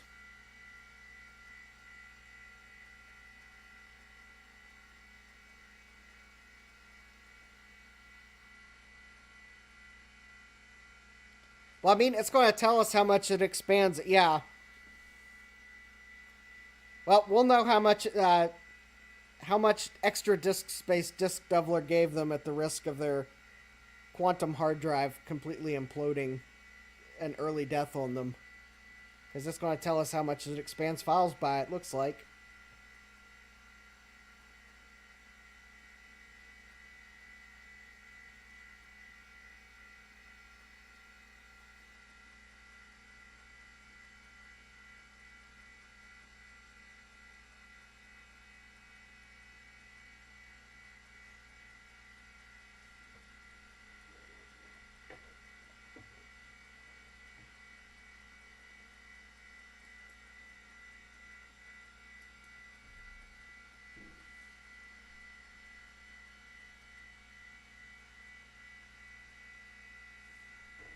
Well, at least StreamYard makes it easy to moderate messages. Way easier than Streamlabs.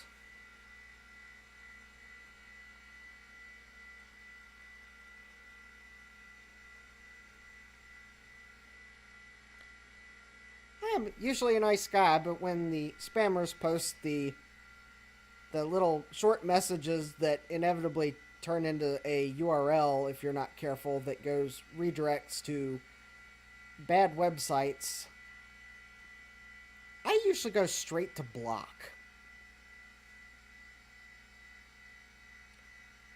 Oh, okay. Well, maybe YouTube hid it from you all.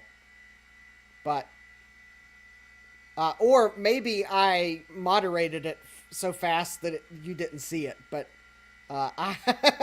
it's showing up on my end, and those spammers, I go straight to block. Because the thing is, they're just going to create another account or take over another account and do it again. But I'm a nice guy, so I don't have my chat set to subscribers only. Maybe I should, but then again, when the spammers leave messages, they go straight to block. So, and yeah, Streamlabs, I'd have to go log into YouTube separately. With StreamYard, it's just right here on the webpage. So I can see what my stream's doing, and I can moderate the chat right here. This is great. Way better than Streamlabs, which for YouTube makes you go log into YouTube anyways. So that was really annoying, because with Streamlabs would have the Twitch chat, and I'd have to go log into YouTube for the YouTube chat. Whereas with StreamYard, both chats are in one place, and it actually even shows me whether you're chatting on YouTube or Twitch. Although, for the regulars, I'd know which platform you usually use, so I could probably take a guess even if they didn't show that to me, but it shows me a little icon so I can see if it's a Twitch or a YouTube user, and all the spammers I have moderated so far are coming from YouTube.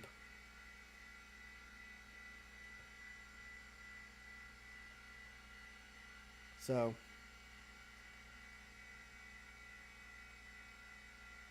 oh yeah, yep, I think that's what they quoted me for 5 over easy boards. Or actually, no, I think I got a promotional price. It was like $2 because I hadn't ordered before, so I think they quoted me $2 because it's the new customer promotion of like your first small board order's $2. And then they really get you with shipping. Then again, the companies they use probably get them for shipping. Yeah, so my $2 order, they wanted to default to DHL, which, no thank you. I'll just wait for my over easy boards. So but yeah, I gotta go, remember to log into my account and pay for it. Because I picked the order of where I could upload the Gerbers and tell them what I wanted, and then let them verify the order, and then pay for it. So I gotta go log in and pay for the order. Yeah, I figured that was easier. Although, in reality, I think they checked the order either way. It was whether they do it before or after you pay. Uh-oh. Well, I don't really need that file. Oh, but that might be the zip. That might be a problem with the zip disk.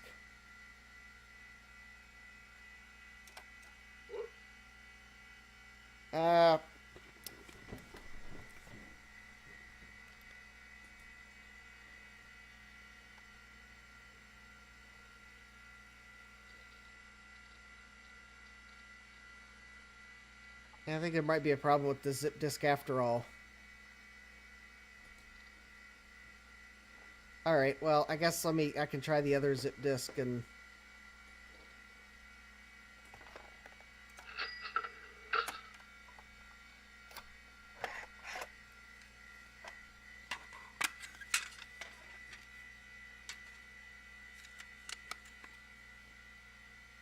That's actually not a bad idea. I guess I could... I don't have any DB25s just laying around, although... So, maybe I'll just order some. It will still decompress. Yeah, I'm wondering if the... Alright, well, I guess I'll try to, try this other zip disk I formatted. Yeah, I think it did stop decompressing. Is there really...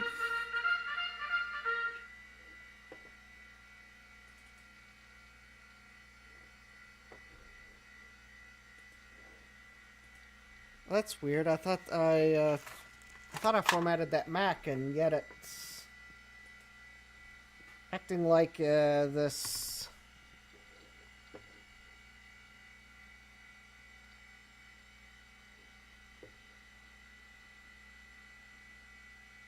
It's a weird icon. Okay, is there not a way to get disk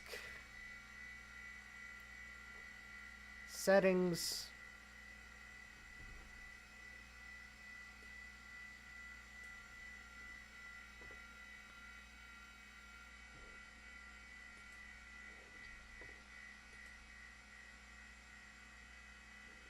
Disk doubler utilities.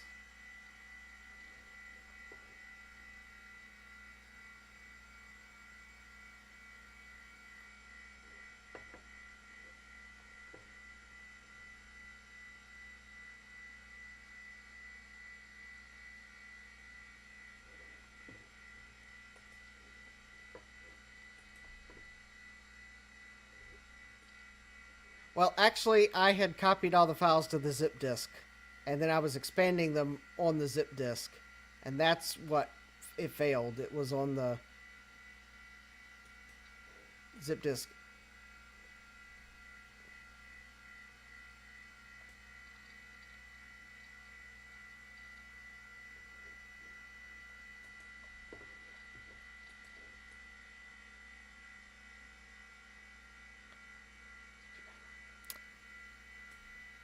Well, you know, I thought I was looking to see if maybe they had it that came with the utility to. All right, see you later, Adam. I was trying to look to see if there was a utility that includes where it would copy the files to another disk and uncompress them as it copied. But I don't see that option. All right, I guess I'll copy the files to this other zip disk. And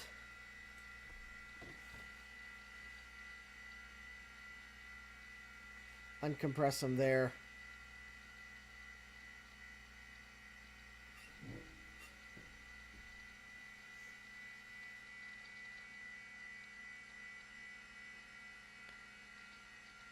The expand tab will do it.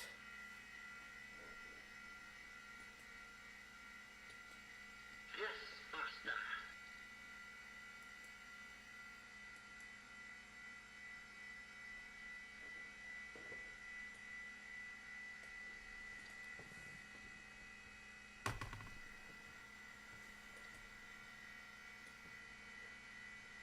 That expand to.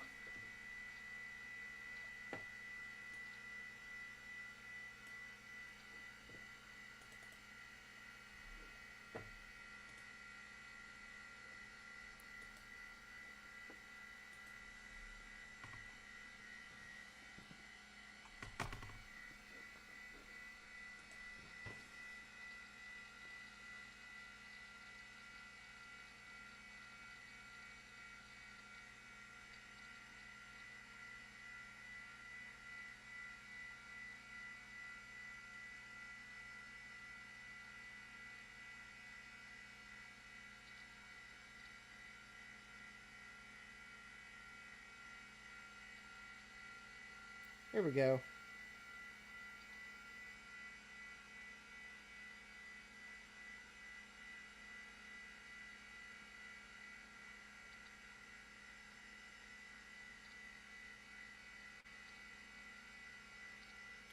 That looks like what I did's doing it, I hope.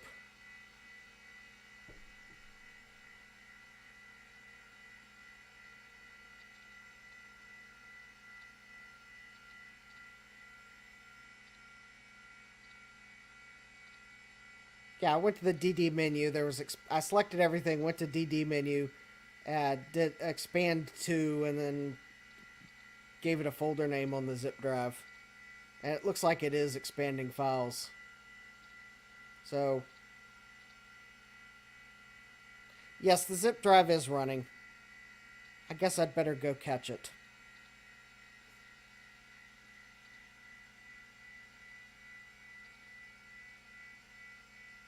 And it's telling me on screen it's expanding files, so...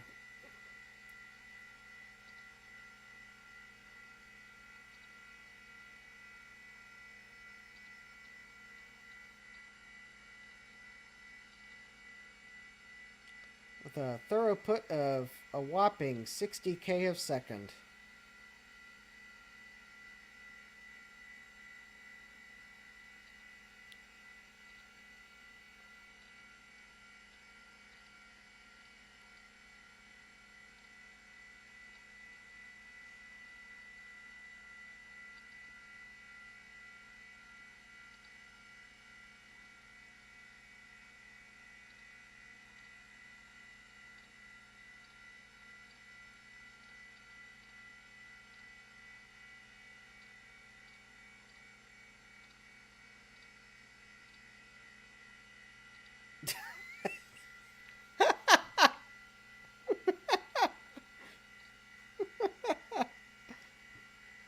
Maybe you need to turn on cover pages so that the cat grabs the first page and runs, and that's your cover page.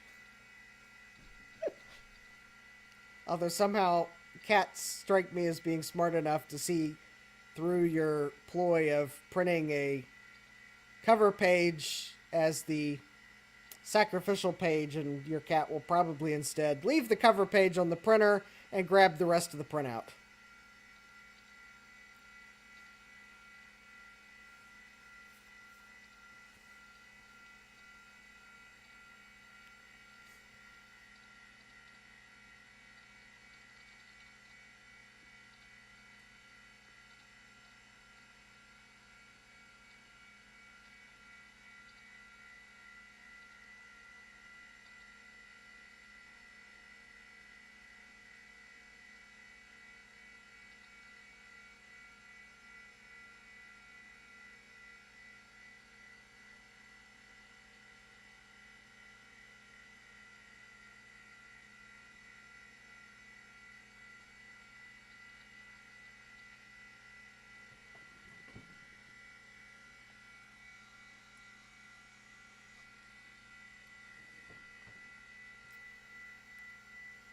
Now, one of these two discs is spinning with a high-pitched whine.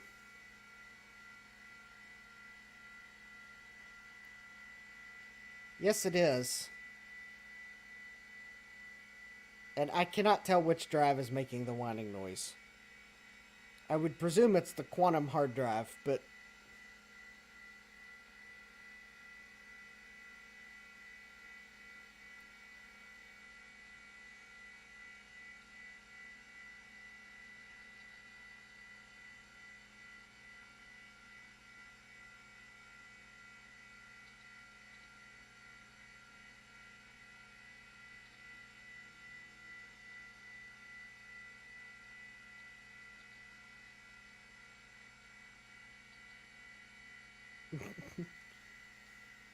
yeah, it could be the hard... It probably is the hard drive.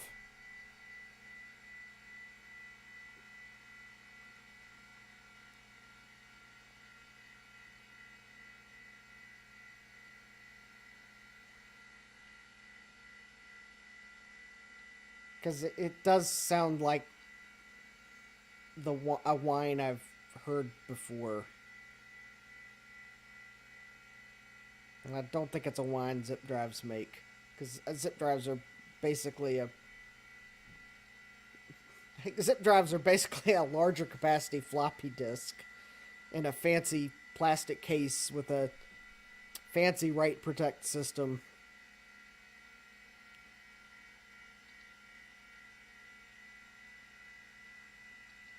I mean, Bruce probably very well called it on that hard drive.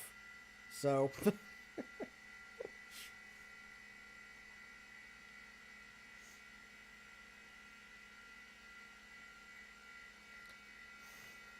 yeah. I'd like to copy what's on this hard drive off of it so I can double check that there's not any versions of software that aren't archived somewhere. I mean, it looks like a lot of the programs on it are... well... probably covered.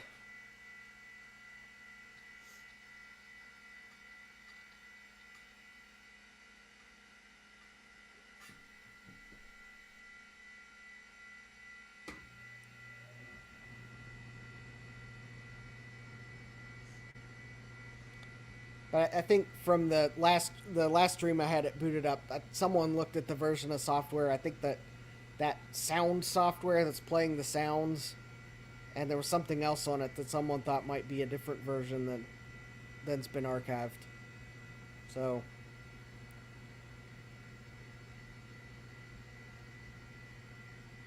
the 14 different system folders, though, well, I could care less about copying them, but it's easier to just copy everything. It looks like someone copied the contents of the floppy disk of some of the utility disks that were bootable utility disks. Just copied the whole floppy as a folder and system folder and all. And oh, Mac Write.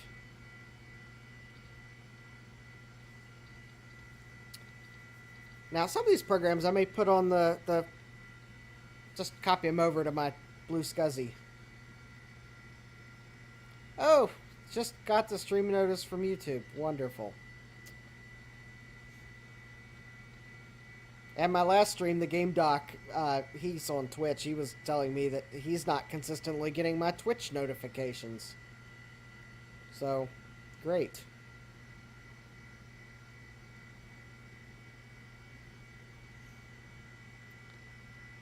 Well, I guess while we wait for files to expand, I could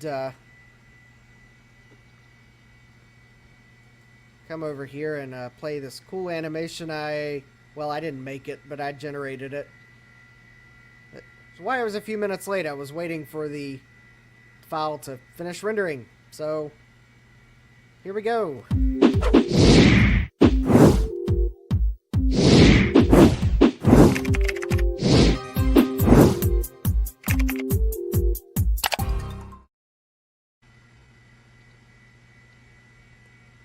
Yeah, not as fancy as Bruce's smash that like button animation, but, well, hey, it works. Oop.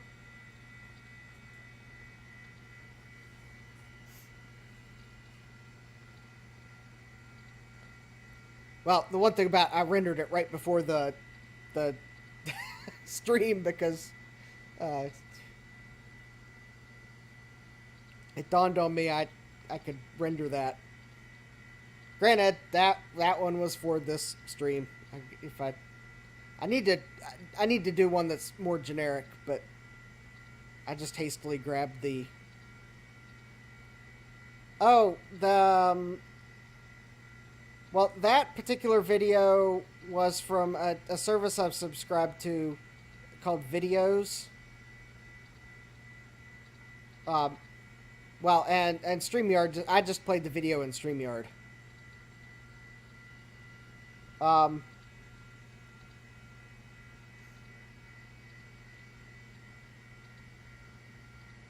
So, well, if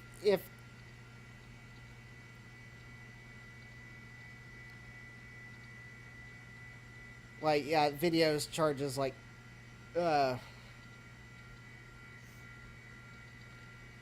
yeah, I just need to do some animations on my own. I have Videos doesn't require a monthly subscription, but to use some of the templates I subscribed, I'll probably only keep it for a few months.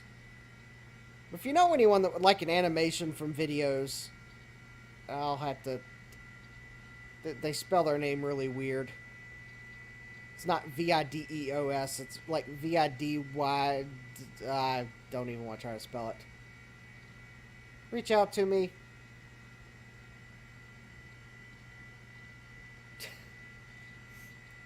Yeah, I could probably get my voice to sound really cool if I just basically take advantage of the fact that my microphone will make my voice sound different if I get right up to it. But given where I have the LC setting on my desk, I'm not going to try because I don't want to bump the hard drive that was making bearing whining noises. Oh! Well, it looks like it might have finished copying. Now, it made me put things in a subfolder. Did it actually keep the hierarchical structure? Maybe it did. Alright, clean up.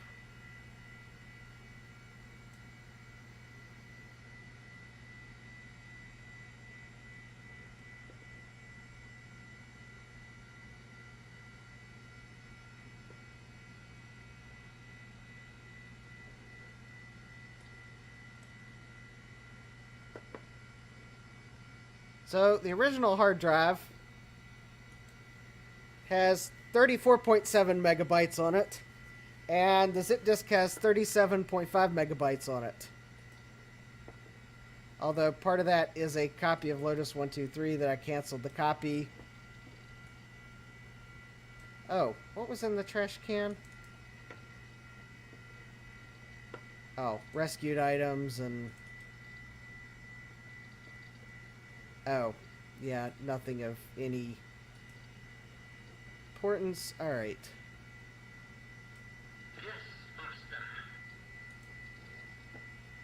Alright, so I've copied the files off. Now, Joe, if you were... now, of course, if you saw me switch scenes in OBS... if that's the transitions you were talking about, that is actually... I think it's a nerd or die animation for OBS. Okay, I have something misaligned in this zip drive. Oh, maybe I should have probably never taken it apart. The disc.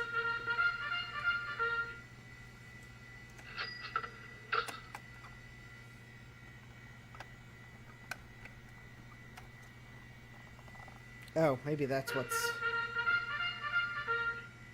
I'm trying to eject the zip disk.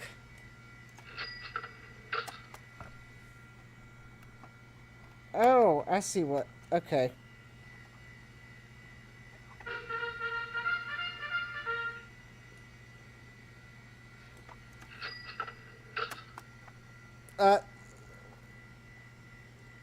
It's getting caught on the faceplate.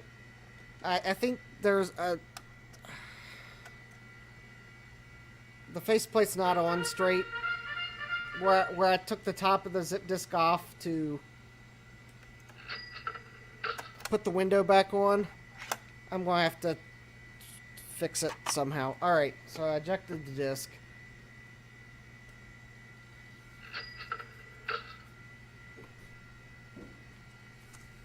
Alright.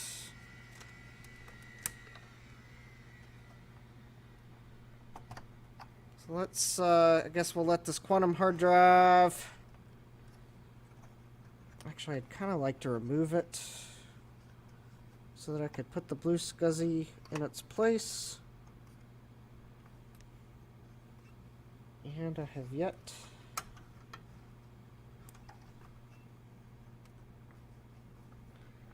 I know it's supposed to just slide out, but...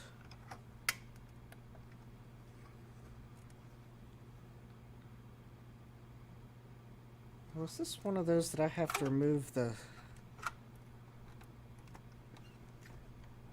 Do I have to remove the speaker first?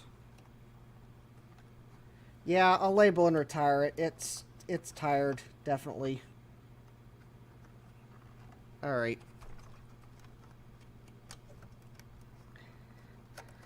Okay, I'll have to pull it out later. I don't know why the I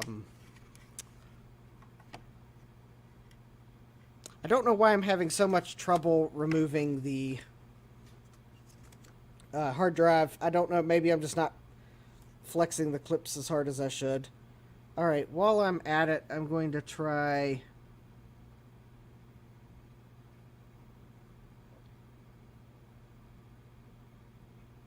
to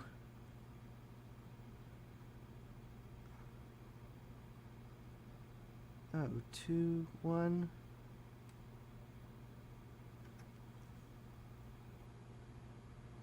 Oh, well maybe that's why the I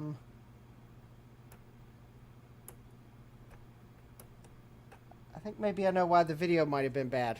I think I flipped the... I don't think I had the jumper set right.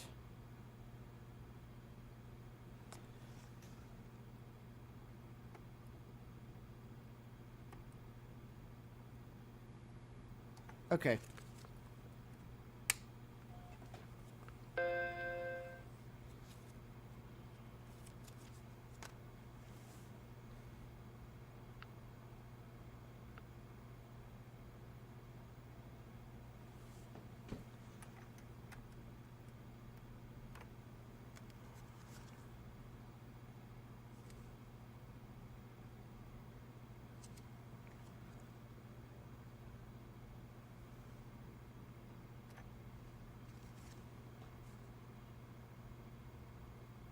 Okay, maybe now I don't have the jumper set right either.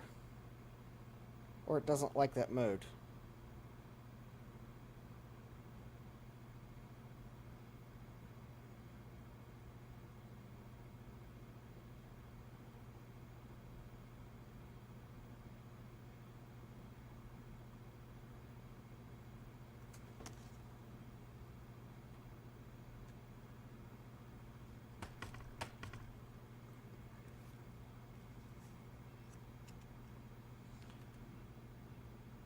Okay, it does not like that mode.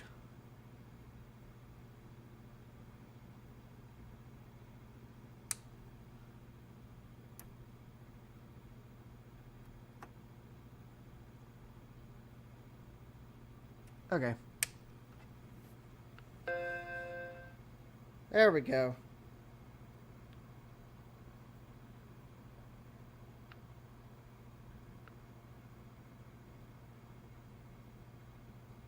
Well, that's a little better. Uh,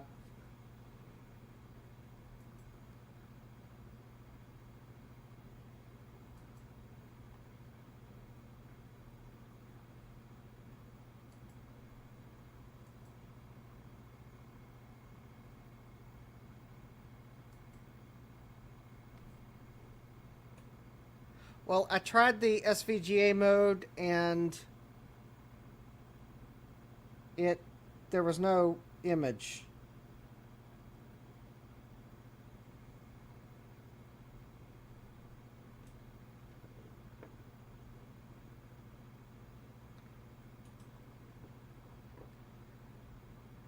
I mean, the image looks better, but it's the capture card seems to be.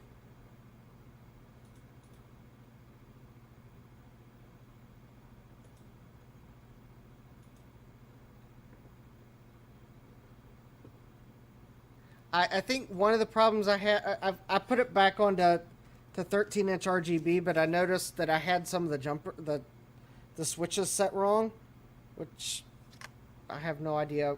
So the banding's not quite as bad now, but the capture card is also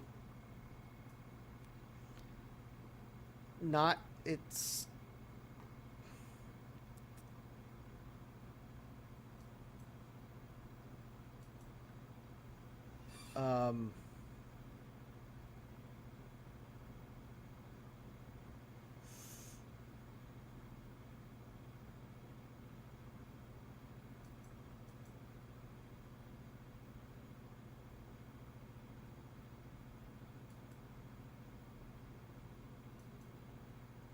yeah, it is nice and sharp on that screen. I'm trying to get the window to.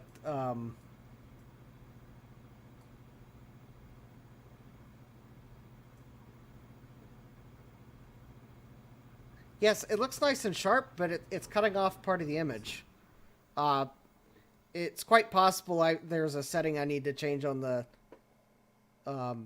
capture card that I can't do here.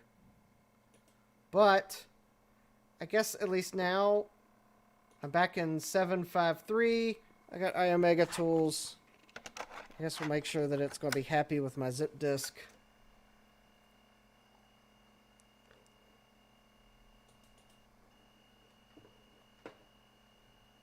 And well, at least I've got everything that was on that hard drive, including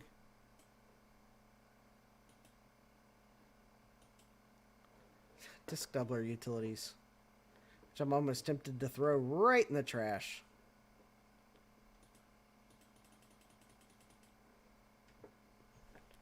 Well, but yep, looks like I got everything off of it. I may have to go through what was on it, figure out what everything is, see if I can't tweak the capture card settings. I think I need to, I need to set in it has EDID settings, and I may need to go double check what's in its EDID. Not that this Mac is probably reading that, but that could potentially be why it's cut the, because it's cutting the bottom of the screen off. So it doesn't like the 66 hertz refresh rate. or something.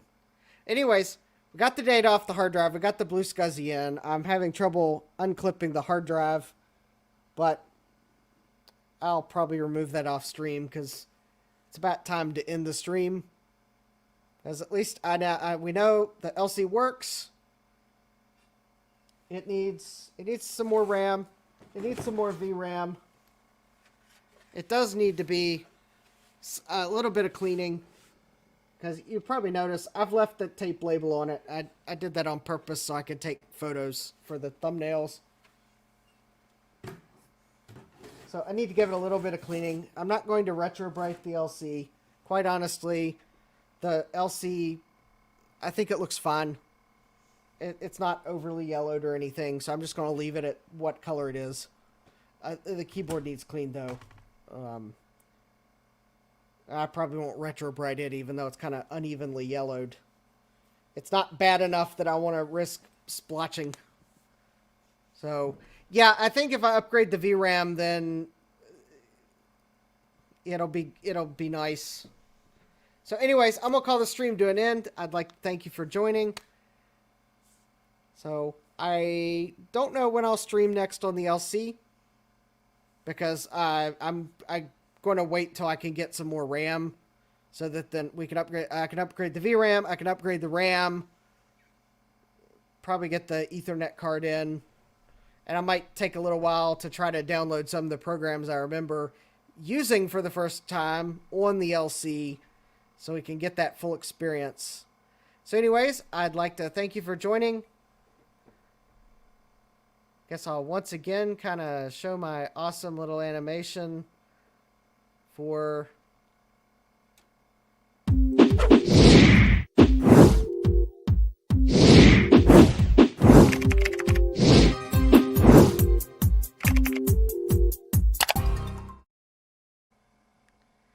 anyways, thank you for joining. I hope you all have a great evening, and I hope to see you next time. Take care.